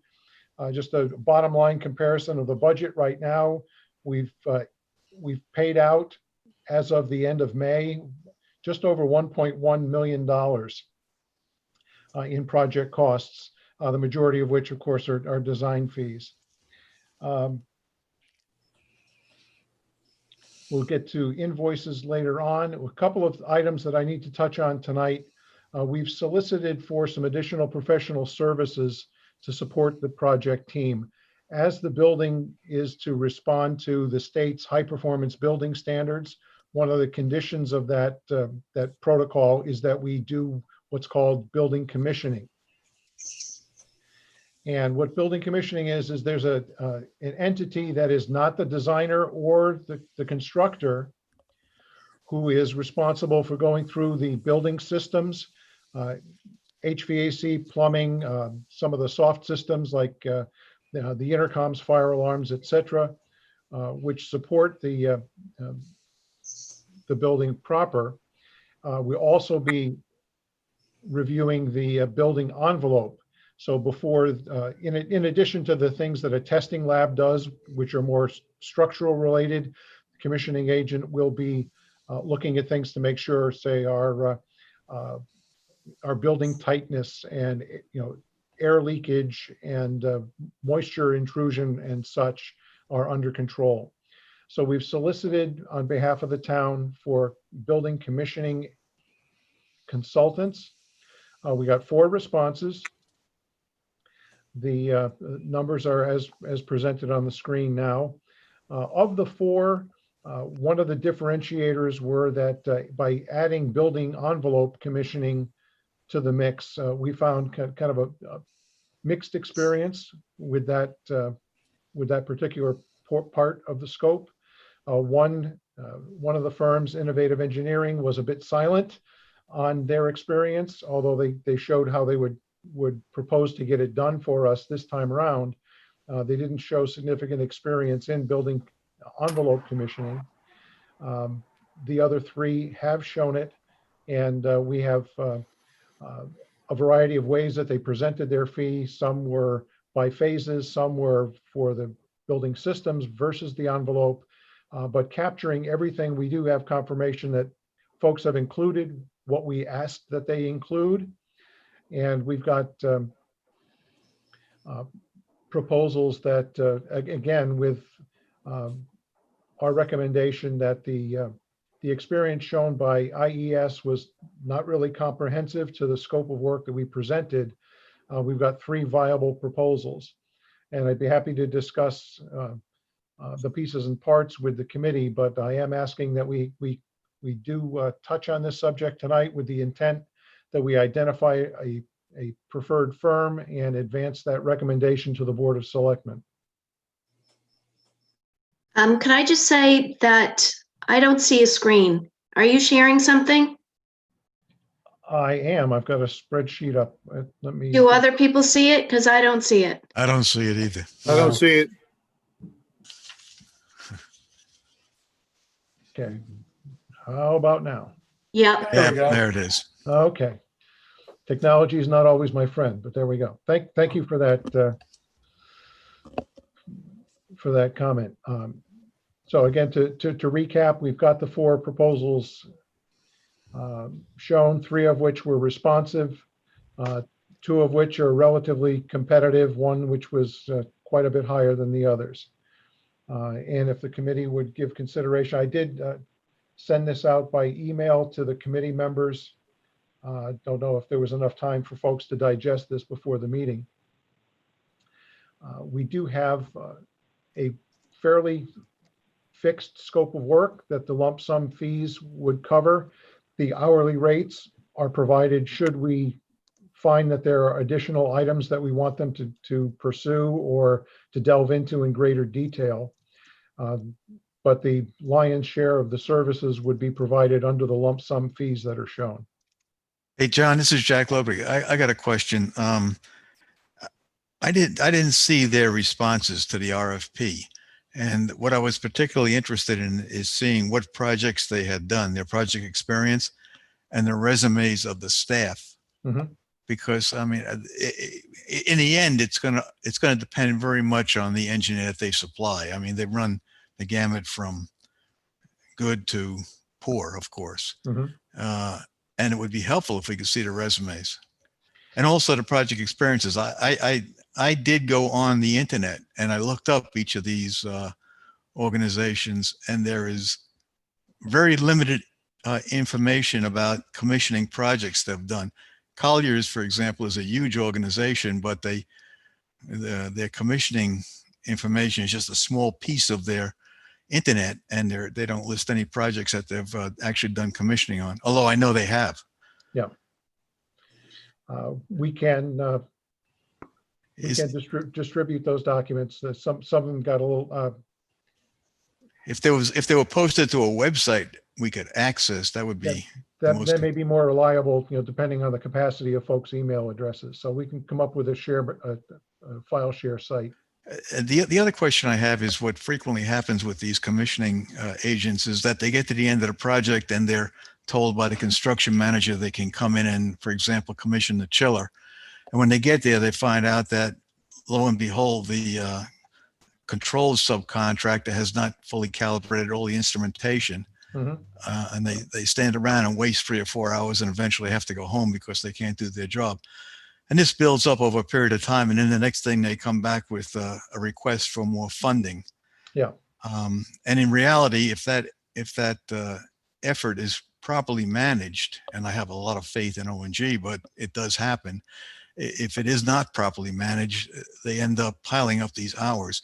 Is there any protection in the, who's going to be responsible for that if there is an overrunning cost and it's not due to the commissioning agent or anybody else, really?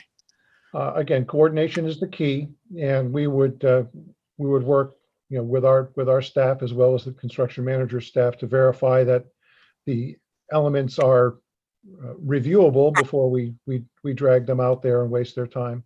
Okay. And if something is reported as ready to be reviewed and we find it's not, there have been instances where we'll back charge the contractor in question. Okay. For that repeat visit. That makes sense. Thank you.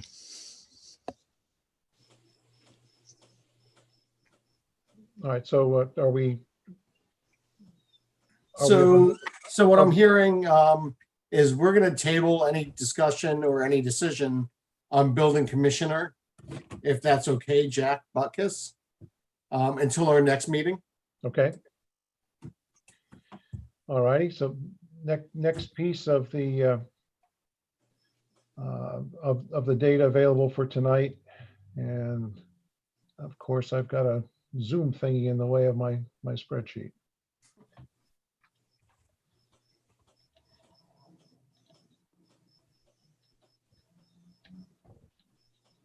We had similarly we're out to procure pricing for environmental consultants to look at, as Jeff referred to earlier.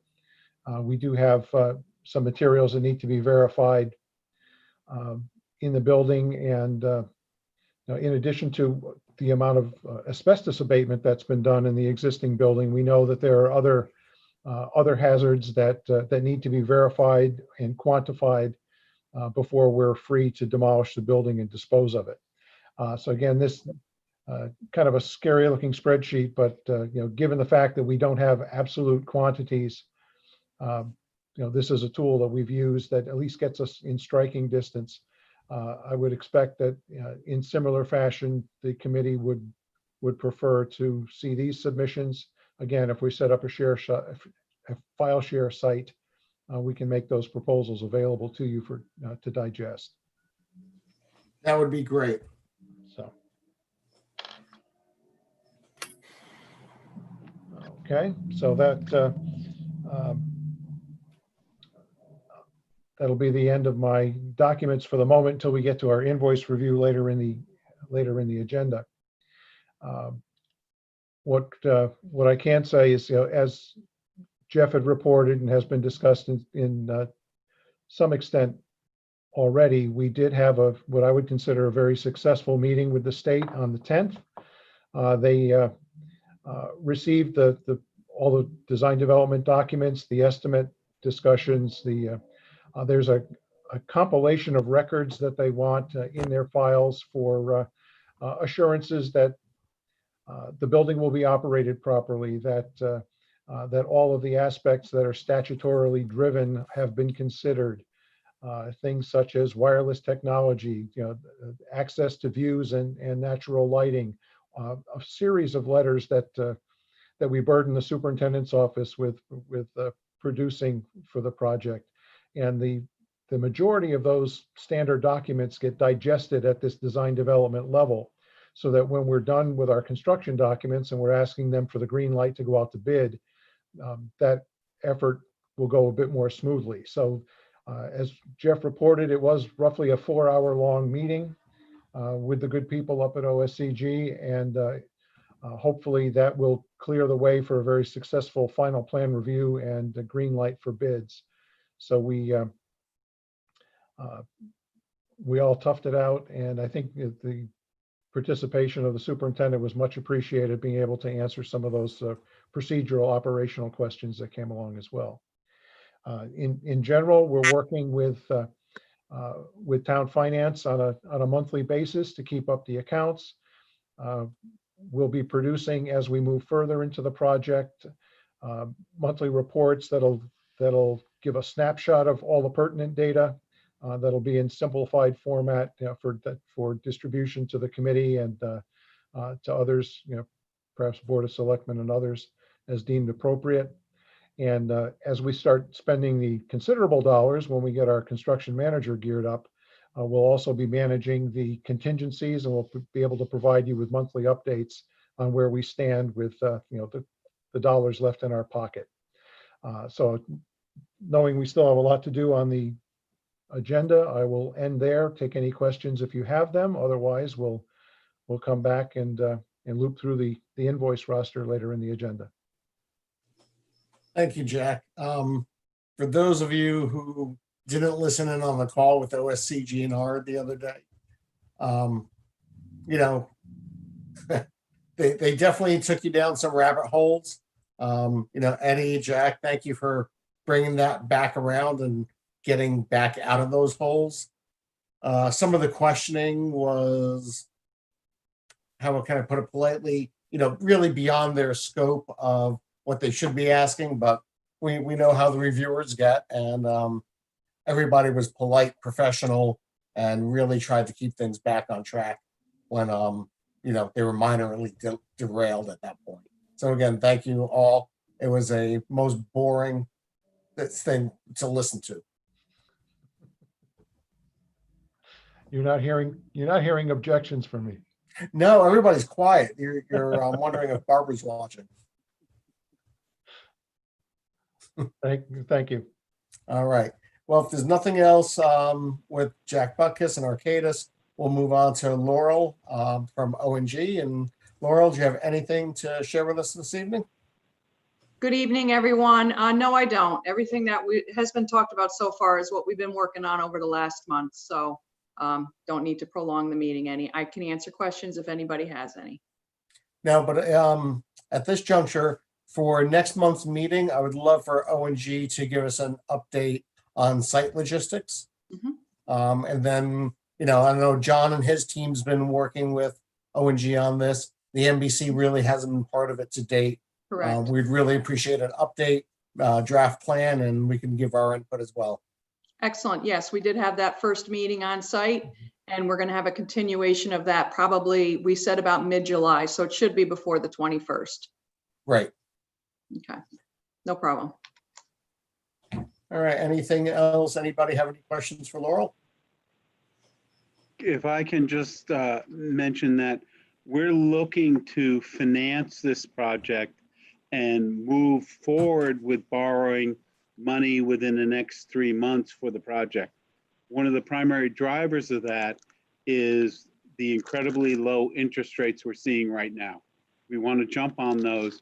This project was originally envisioned in our 10-year plan to pay between 4% and 5% in interest. Right now, we believe we can get between 2 and 2.25% interest. Wow. That would save millions of dollars. Now, we can't borrow the full amount of the project right now, but Arcadis has been very good at helping us understand what our costs are going to be and how much we can borrow right now. So I wanted to say thank you to them. Thank you, Steve. I know Jack and Emily have worked hard with Marcia on the cash flow analysis and moving things forward. They've been a great team and a great partner to date. And I'm sure, them, ONG and Tech10 will move forward with a great project. Yeah, we really appreciate it. It makes a big difference. So the next item on our agenda, last week, the Energy Advisory Board was given a presentation from Tech10 Architects as well as from CES Engineers. And I've asked Jeff to give us an update on that and to show us what was shared. So Jeff? Did we lose Jeff? No, He's I'm finding his here.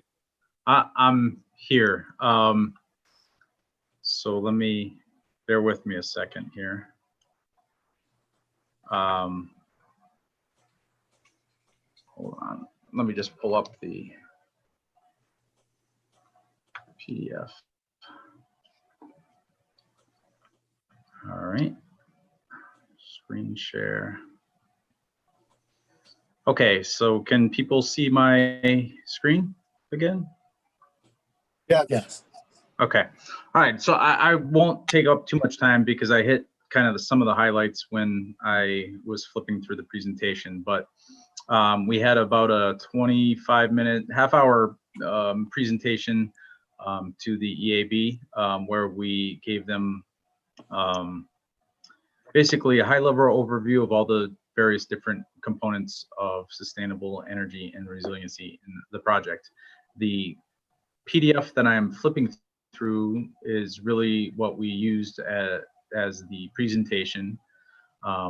And we started very much like what I had presented tonight, so I won't go over it in too much detail again, but there was what we thought is we wanted this PDF document to be a living document. So as we add detail to the project and things evolve and we select materials, we think it will be a great kind of resource available to the community so that you could kind of take it off the shelf and say, look at all the things that we've incorporated into the project. So you've seen this slide before, which is all the site components, and then there's an awful lot of language.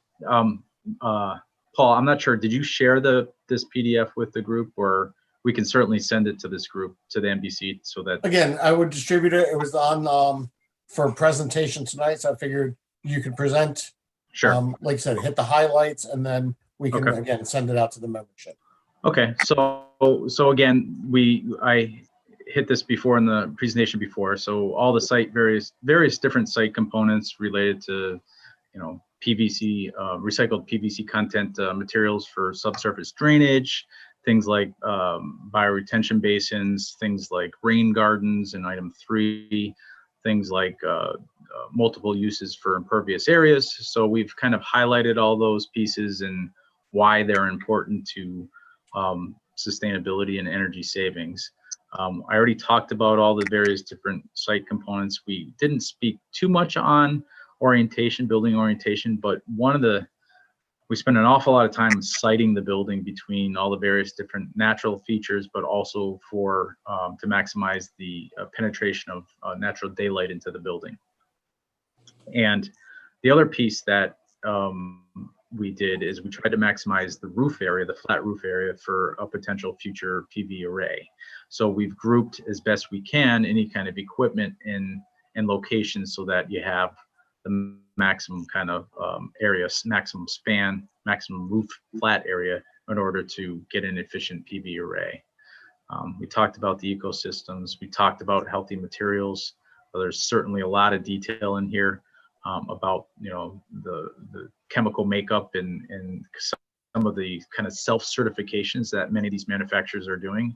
I know it's definitely become mainstream now, but a lot of good useful data related to the manufacturing of products is available. What's important is we work those requirements into the specifications. So Laurel, us and ONG will be hand in hand in making sure those are integrated into the specifications. There's a bit more detail than what I went over earlier on the building systems, if you will, the plumbing systems with low flow plumbing fixtures, high efficiency condensing water heaters. So really it's kind of the best of the best, the latest and greatest out there as far as the energy efficiency of the systems that we're specifying. We of course have to be careful with making sure that we specify 3 or equal so that we're fair in the public bid arena, but there's an awful lot in the plumbing systems, low flow fixtures, drinking water quality is huge. Mechanical systems, I touched on the chilled beam, but another major piece of the quality, indoor air quality, is the dedicated DOA unit, which are these tractor trailer size units that sit on the roof, but they're extremely important to when it comes to the quality of the indoor air and energy recovery. So CES has done several buildings and is well familiar with those specifications. So I think that piece, along with the chilled beams, those two work hand in hand. We've been all over them to make sure that we right size things like the boilers and the spaces as far as conditioning of the space, so we're not oversizing equipment. And then on the electrical system, I already touched on LED lighting, daylight sensors. There's all kinds of occupancy sensors. There's one piece that's interesting is color tuning has now become commonplace, and those are great for rooms like sensory rooms and social emotional rooms where for small group or for children that needed, it's a separate break. So you can change the hue of the light color rendition index. It's pretty interesting piece that I think will improve the indoor quality of the space. So just more details on, types of fixtures, types of equipment. This is the mechanical piece you saw. So it is chocolate. Here's the slide on the DOA and how you recover energy. So they're through that system, this big wheel, and the transfer of energy. It's just a good read. There's a lot more than meets the surface as far as all the various different systems. Of course, we have to meet the high performance building specifications or guidelines from the state, which it used to be LEED Silver equivalent. It's a little bit, it's been updated since then, but means your baseline design really has to be energy efficient to start with. I believe CES strives for anywhere from 30 to 50% better than code. So that's where we're at today with the design. And this is a big file, so you might have a blank screen. And then the other piece that we're looking into is, displaying the energy dashboard to the students so that they can understand how much energy is either being consumed or being generated or being saved. But a piece that I think could really work into the curriculum quite well. And then the last piece of this document is the wellness. And Antonia is part of our team, and she's quite the expert on this and has really kept the design team in check to make sure that we're meeting all of the various different requirements. I think where some exciting opportunities will come in is as we get closer, during construction. I think Antonia would certainly welcome being folded into some of the educational curriculum components and could speak to some of the things she's done with other communities that is really enhanced, using the building as a teaching tool, which I think is a great thing.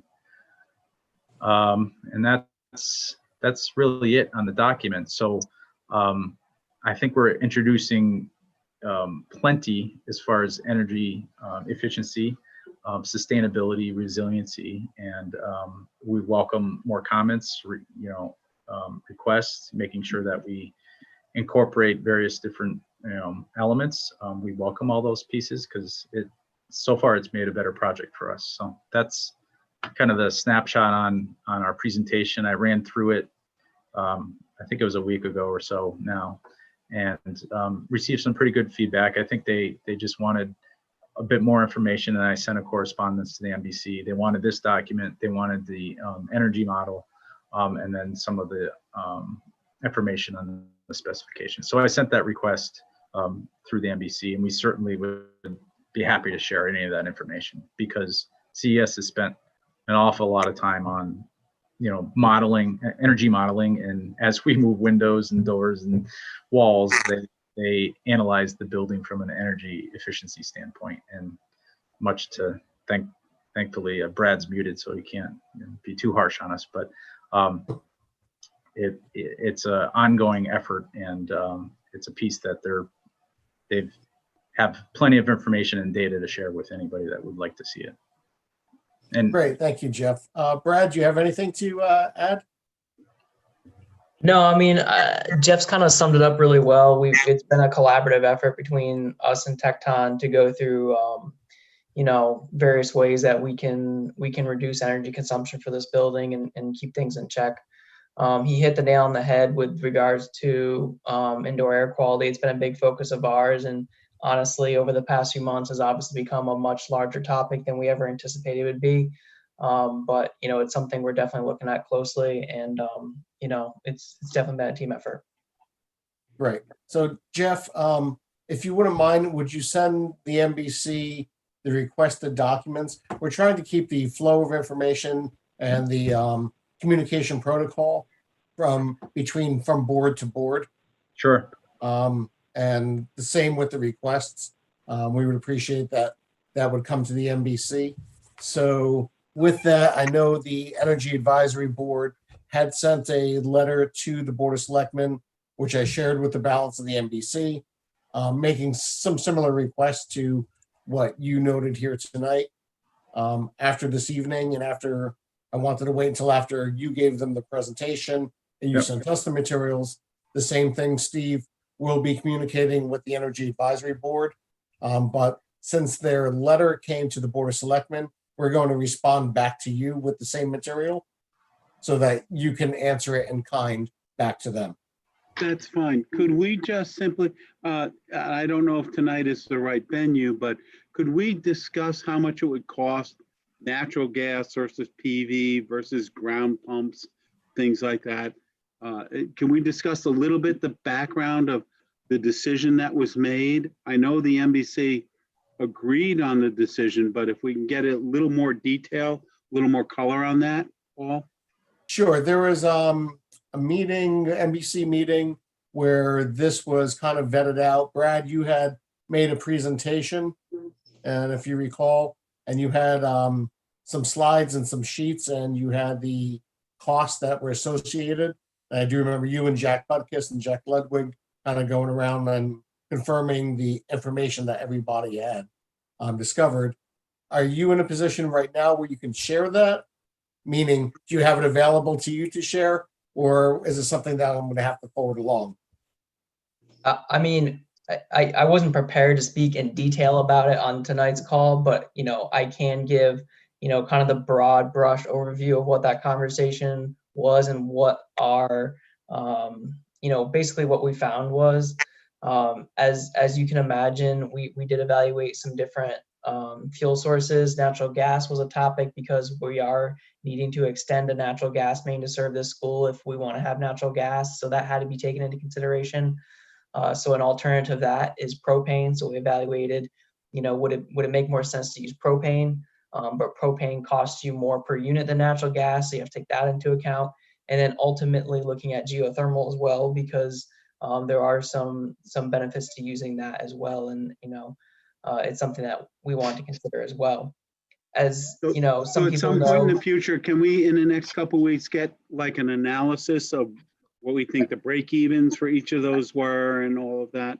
Paul, does that make sense, Paul? Yeah, that was the document that that you had presented at the NBC, if you remember. Right. I think it was at the virtual meeting, so it's on the YouTube. Wasn't it the Correct. last virtual meeting? It Yes. was.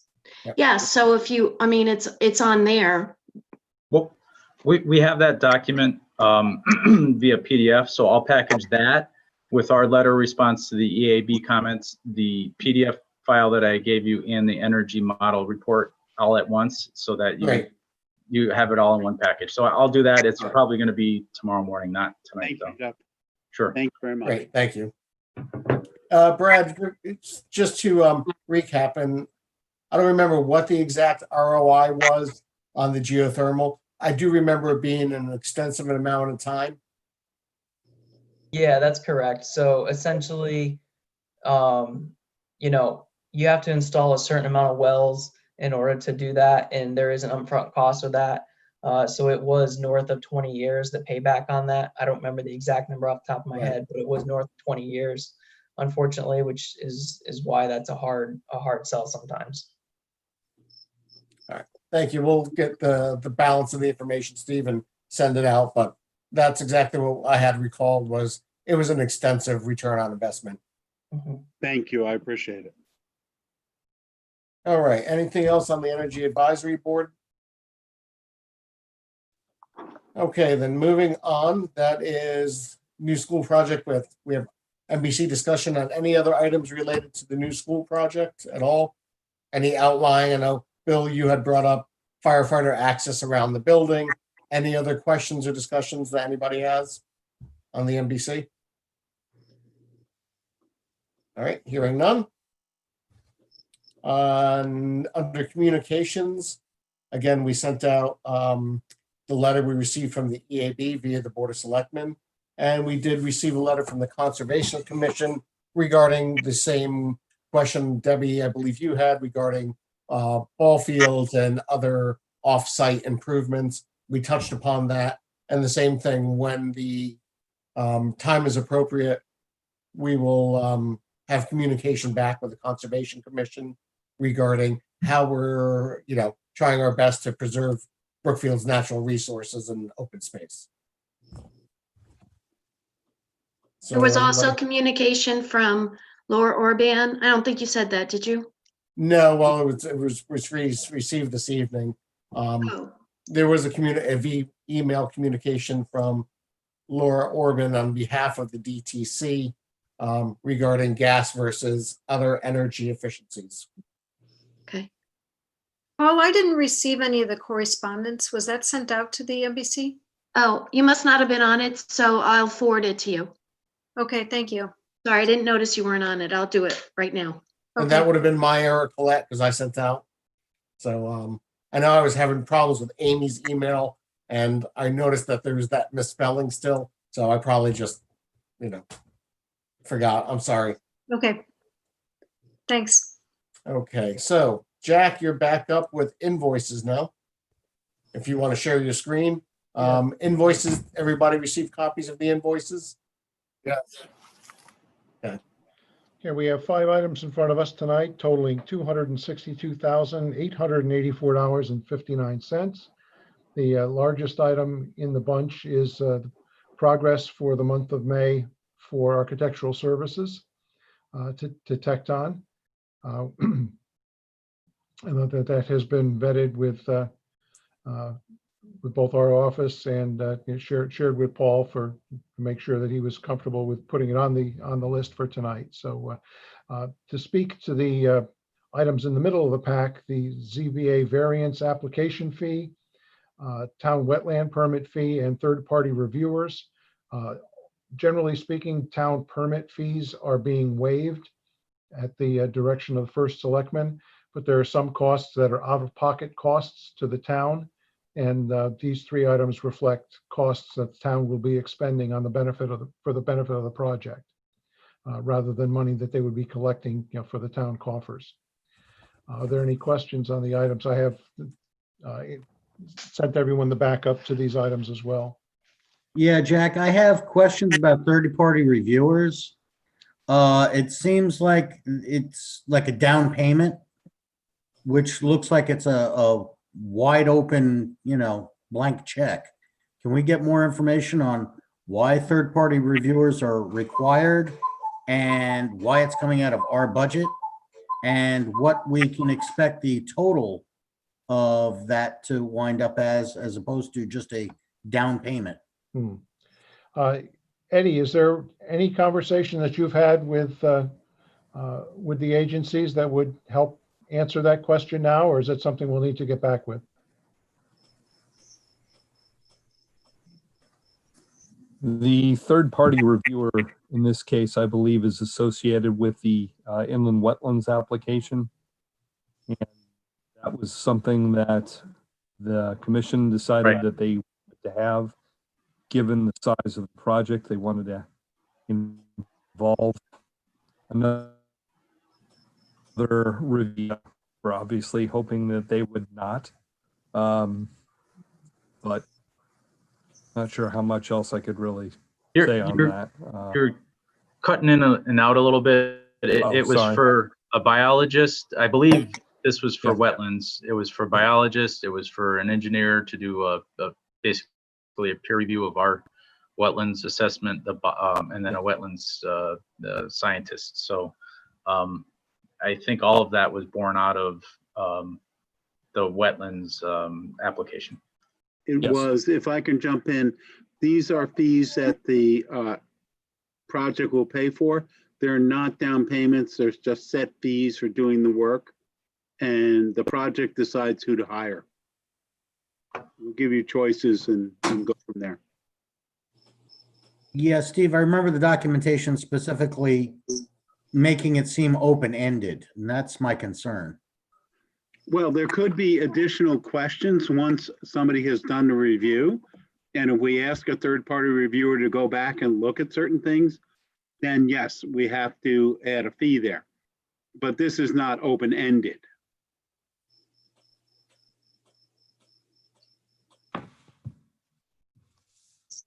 I see your point here. Yeah, I see initial deposit. That doesn't sound like the full What I'll do is go back. what I'll go do is go back to land use and ask them what they think this total fee will be. The Inland Wetlands Commission does have the right to ask for these reviews, and having a third party, that's what we have to do. But I'll get you an estimate. Will that work, Rob? Yeah, well, yeah, and also I'd like to know, is this 3 separate things that we've got to pay for, or is this a total? I mean, I'm not quite understanding what this is. It looks like Trinkus and Davidson are 2 different proposals for different things.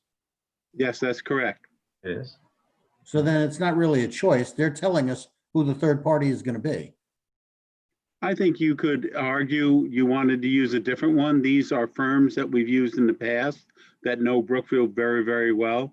They worked on a lot of projects in Brookfield.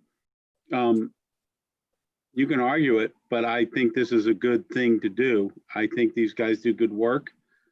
We're not going to, remember, the Inland Wetlands Commission has the choice of who they hire to do this.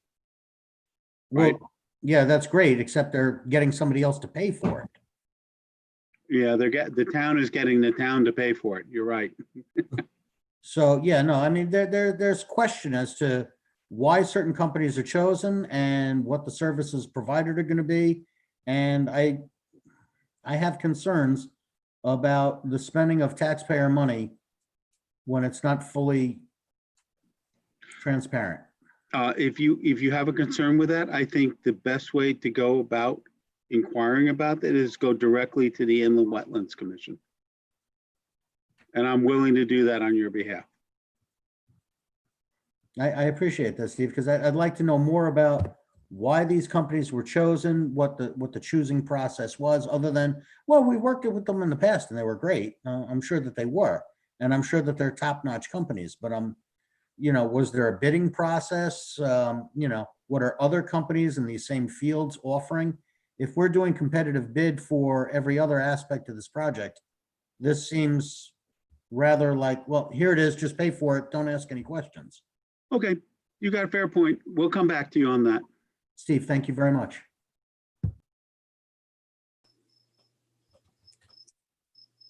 All right, so are we going to hold? So now, So what, if I may, just one follow-up question, ZBA variance application, is that, that's an active fee, not something that is just going to the town?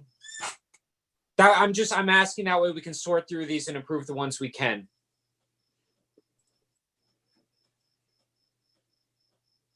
Let's go to that. Any application fee that is just applicable to the town, we will waive. Okay, and so. State fee you have to pay here. Yeah, oh no. Public hearing Okay, fee. so yep. You have to pay for. So public hearing, is that? Because we have to That's publish posted, that. That's legally that's posted. notification. Yep, that's good notification. I guess we can give the zoning admin $2 as well. Okay. I'll Yeah, waive that's the where I was $2 too, if you're Josh. really concerned.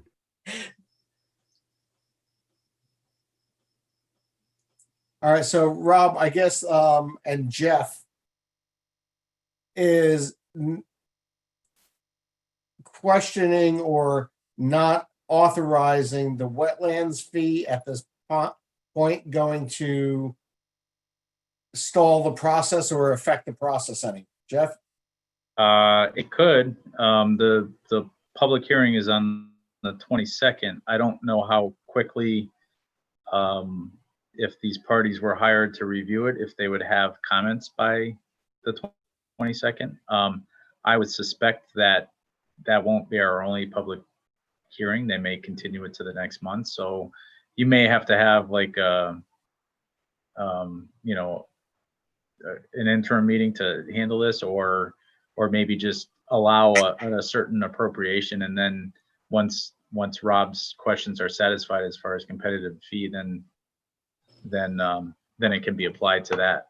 I would like to get it going because Darren's not here. I guess he jumped off, but if we wait another month, that might create some issues with the review.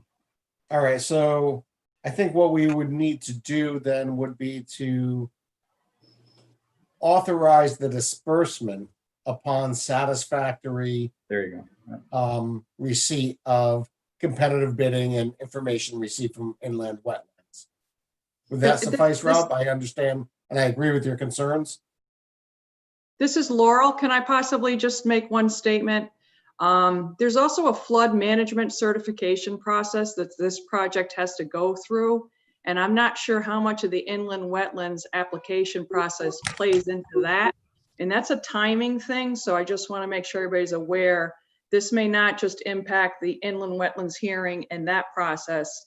This may also play into the flood management certification process. So I would think that this is a timely thing. So I just wanted to make sure everybody was aware of that. Thank you, Laurel.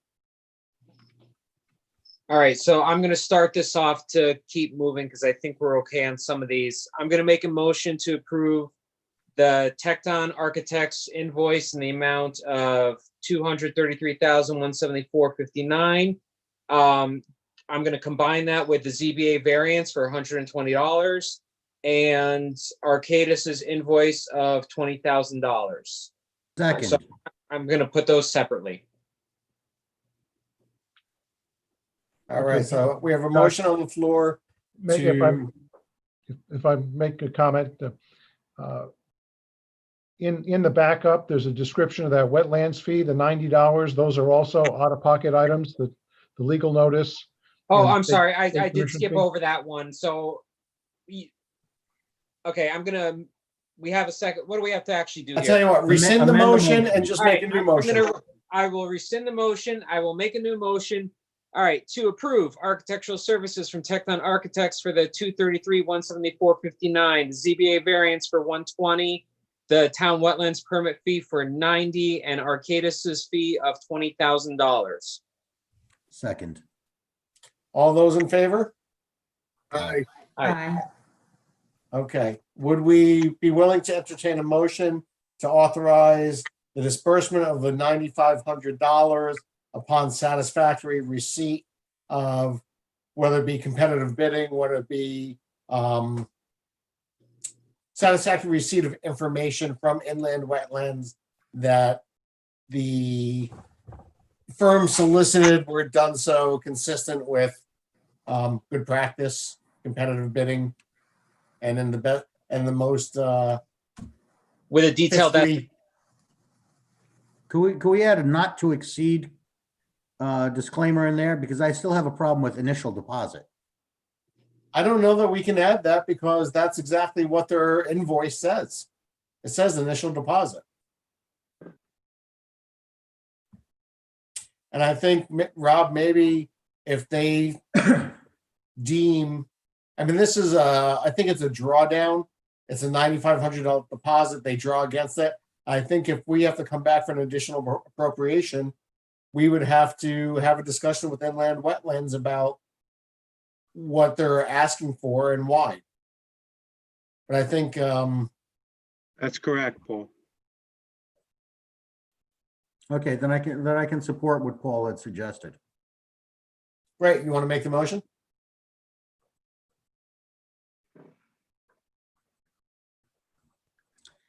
I'm trying to think of how to word it. Yeah, it's delicate. So far, you have upon satisfactory receipt of info from Inland Wetlands Commission that the firms were solicited, well, I don't want Well, to, let Rob make the motion because that wasn't a motion, that was discussion.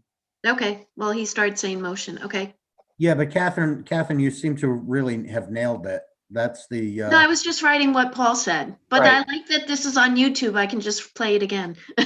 just play it back and make that the motion. There we because go, yeah. Oh, I thought that was quite satisfactory. all right, well, upon satisfactory receipt of information from Inland Wetlands Commission that the firms solicited were what, Paul? We're done so in a competitive fashion Okay, in the best interest of the town. okay. I couldn't have said it better myself, Rob. Good job, Rob. So can I get a second? Second, Who was that? Bill. Okay, thanks. Okay, all those in favor? Aye. Aye. Okay, new business, it was just, really an item that 2 months ago, the first selectman and the Board of Education had requested that we undertake a potential high school locker room renovation project in conjunction with the BOE Facility Subcommittee. I said, we would always lend our expertise to that. And I don't know where it's going, how it's moving. It was more of an informal discussion, but it was a request. So I just wanted to update everybody and let everybody know that that discussion did happen. I don't even know, did it make it into capital, Steve?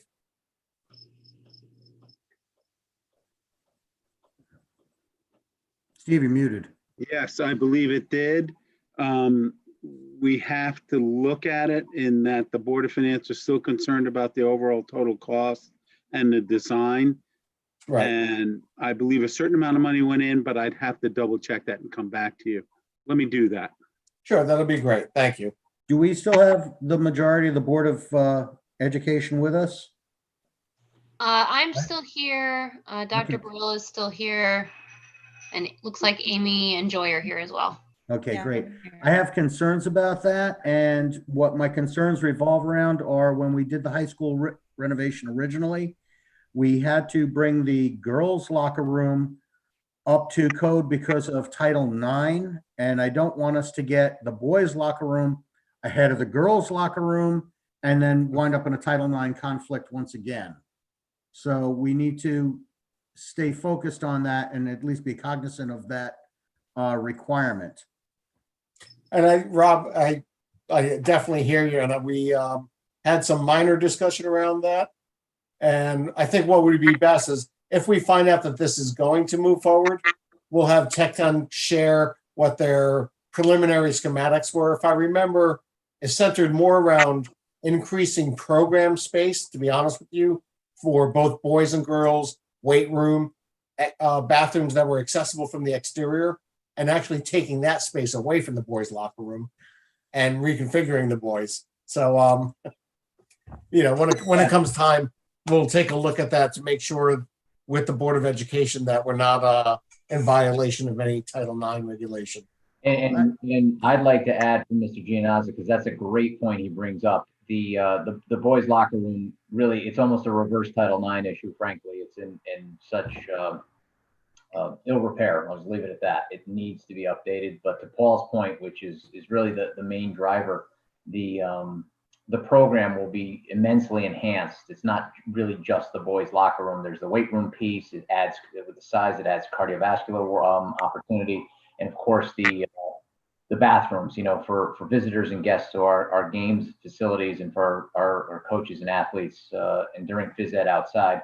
Anytime the bathroom piece is really a big deal. We all have had to either not go to the bathroom or use those porta potty facilities. And for a community like Brookfield, it's a shame. We don't want that. We really need to move forward. So, Yeah, John, it's been 10 years since I've been in those bathrooms. Yeah. And we'll have to get together and I'll tell stories about all kinds of things that took place.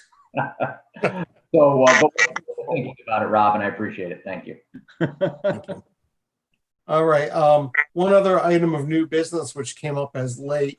Tony LaCursi, after I think 40 some odd years on the Municipal Building Committee, has peeled back his involvement in both Municipal Building Committee, Lions Club. He's finding the current environment of the Zoom meetings stressful and difficult to navigate. And so I think at this juncture, when we're allowed to meet physically again, invite Tony back and really celebrate his involvement with him and thank him properly. I think it would be great on behalf of the NBC if I was able to send him something in the interim, thanking him. And if everybody's in agreement, I will do that. And maybe it'll be a cat from Sue's house there. But I would love to send Tony something now and then again, have him back for a little celebration when we're able to meet physically again. Great. Agreed. Yeah, totally agree. I have the utmost respect for Tony. Absolutely. He's always been a fixture stand-up guy, and what he's done for the town, his contribution to the town goes above and beyond. Yeah, and 86 and he's still moving as, he's such a great guy. Agreed. Okay, so that being the end of new business, I'll open it for public comment. And Daniel, let me know if anybody raises their hand. I don't know how to raise your hand. I see we have Henry had his hand raised, but typically at the bottom of your screen, if you're looking at the list of participants, there should be like buttons saying yes, no, go slower, go faster. Okay. Catherine, you probably won't see it as a co-host, but anybody that doesn't have a hosting permission will see it. Okay, so I'm gonna raise hand after Henry. All right, so Henry, go ahead. All right, 3 minutes. With regards to the NBC decision to go with natural gas on 5/19, I think that this is the wrong decision for the community and the planet because it continues with the same solutions that brought the climate crisis to where it is right now. Granted that this is an improvement since it replaces an old clunker car with a more efficient one, but it still releases carbon into the environment and the carbon dioxide curve is still trending up.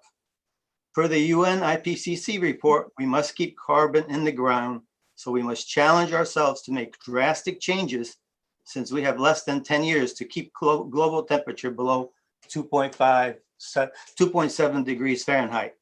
Macro burst, anyone? Despite the climate crisis, Brookfield will have 50 plus years of consequences of this decision, and our children will be burdened with dealing with this problem, just kicking the ever larger bucket into our children's future. So much for being an example for our children and caring about them and their future. Greta Thunberg, a Swedish 16-year-old climate crisis activist and science advocate, said, "If you know that there is a fire, act as if there is one. We can do better."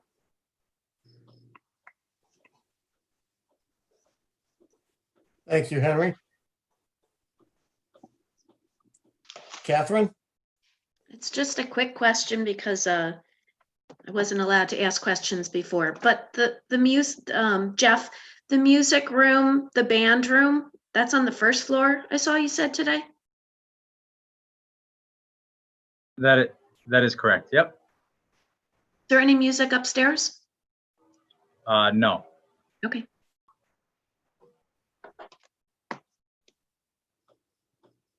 Okay, anybody else during public comment? Once? Twice? All right, public comment will be closed. So with that, our next regularly scheduled meeting is July 21st, Tuesday. I am anticipating that we'll probably still be on the virtual platform. Sue, is that correct? We're for the foreseeable future?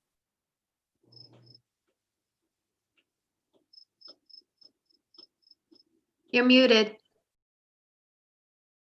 I don't have the answer. Steve, do you have that answer? Muted. I know, I stepped away. What was the question? Mr. Dunn, this is like third grade again. You should pay attention. I'm paying attention, but I'm not used to this kind of teaching environment. We were asking our July 21st meeting. I'm assuming that it's still going to be on the virtual platform, unless there's any. So we're gonna stick with this for the Yes, I'm foreseeable sorry. future. All meetings are still going to be virtual.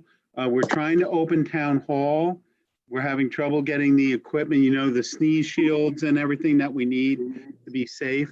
So for right now, for the foreseeable future, we're going to be by appointment only, and all meetings are virtual. Okay. Very well. So July 21st will be another virtual meeting. And does anybody else have any other business? Hearing none, the meeting is adjourned. Thank you all. Have a good Thank evening. you. everyone. Thanks. night.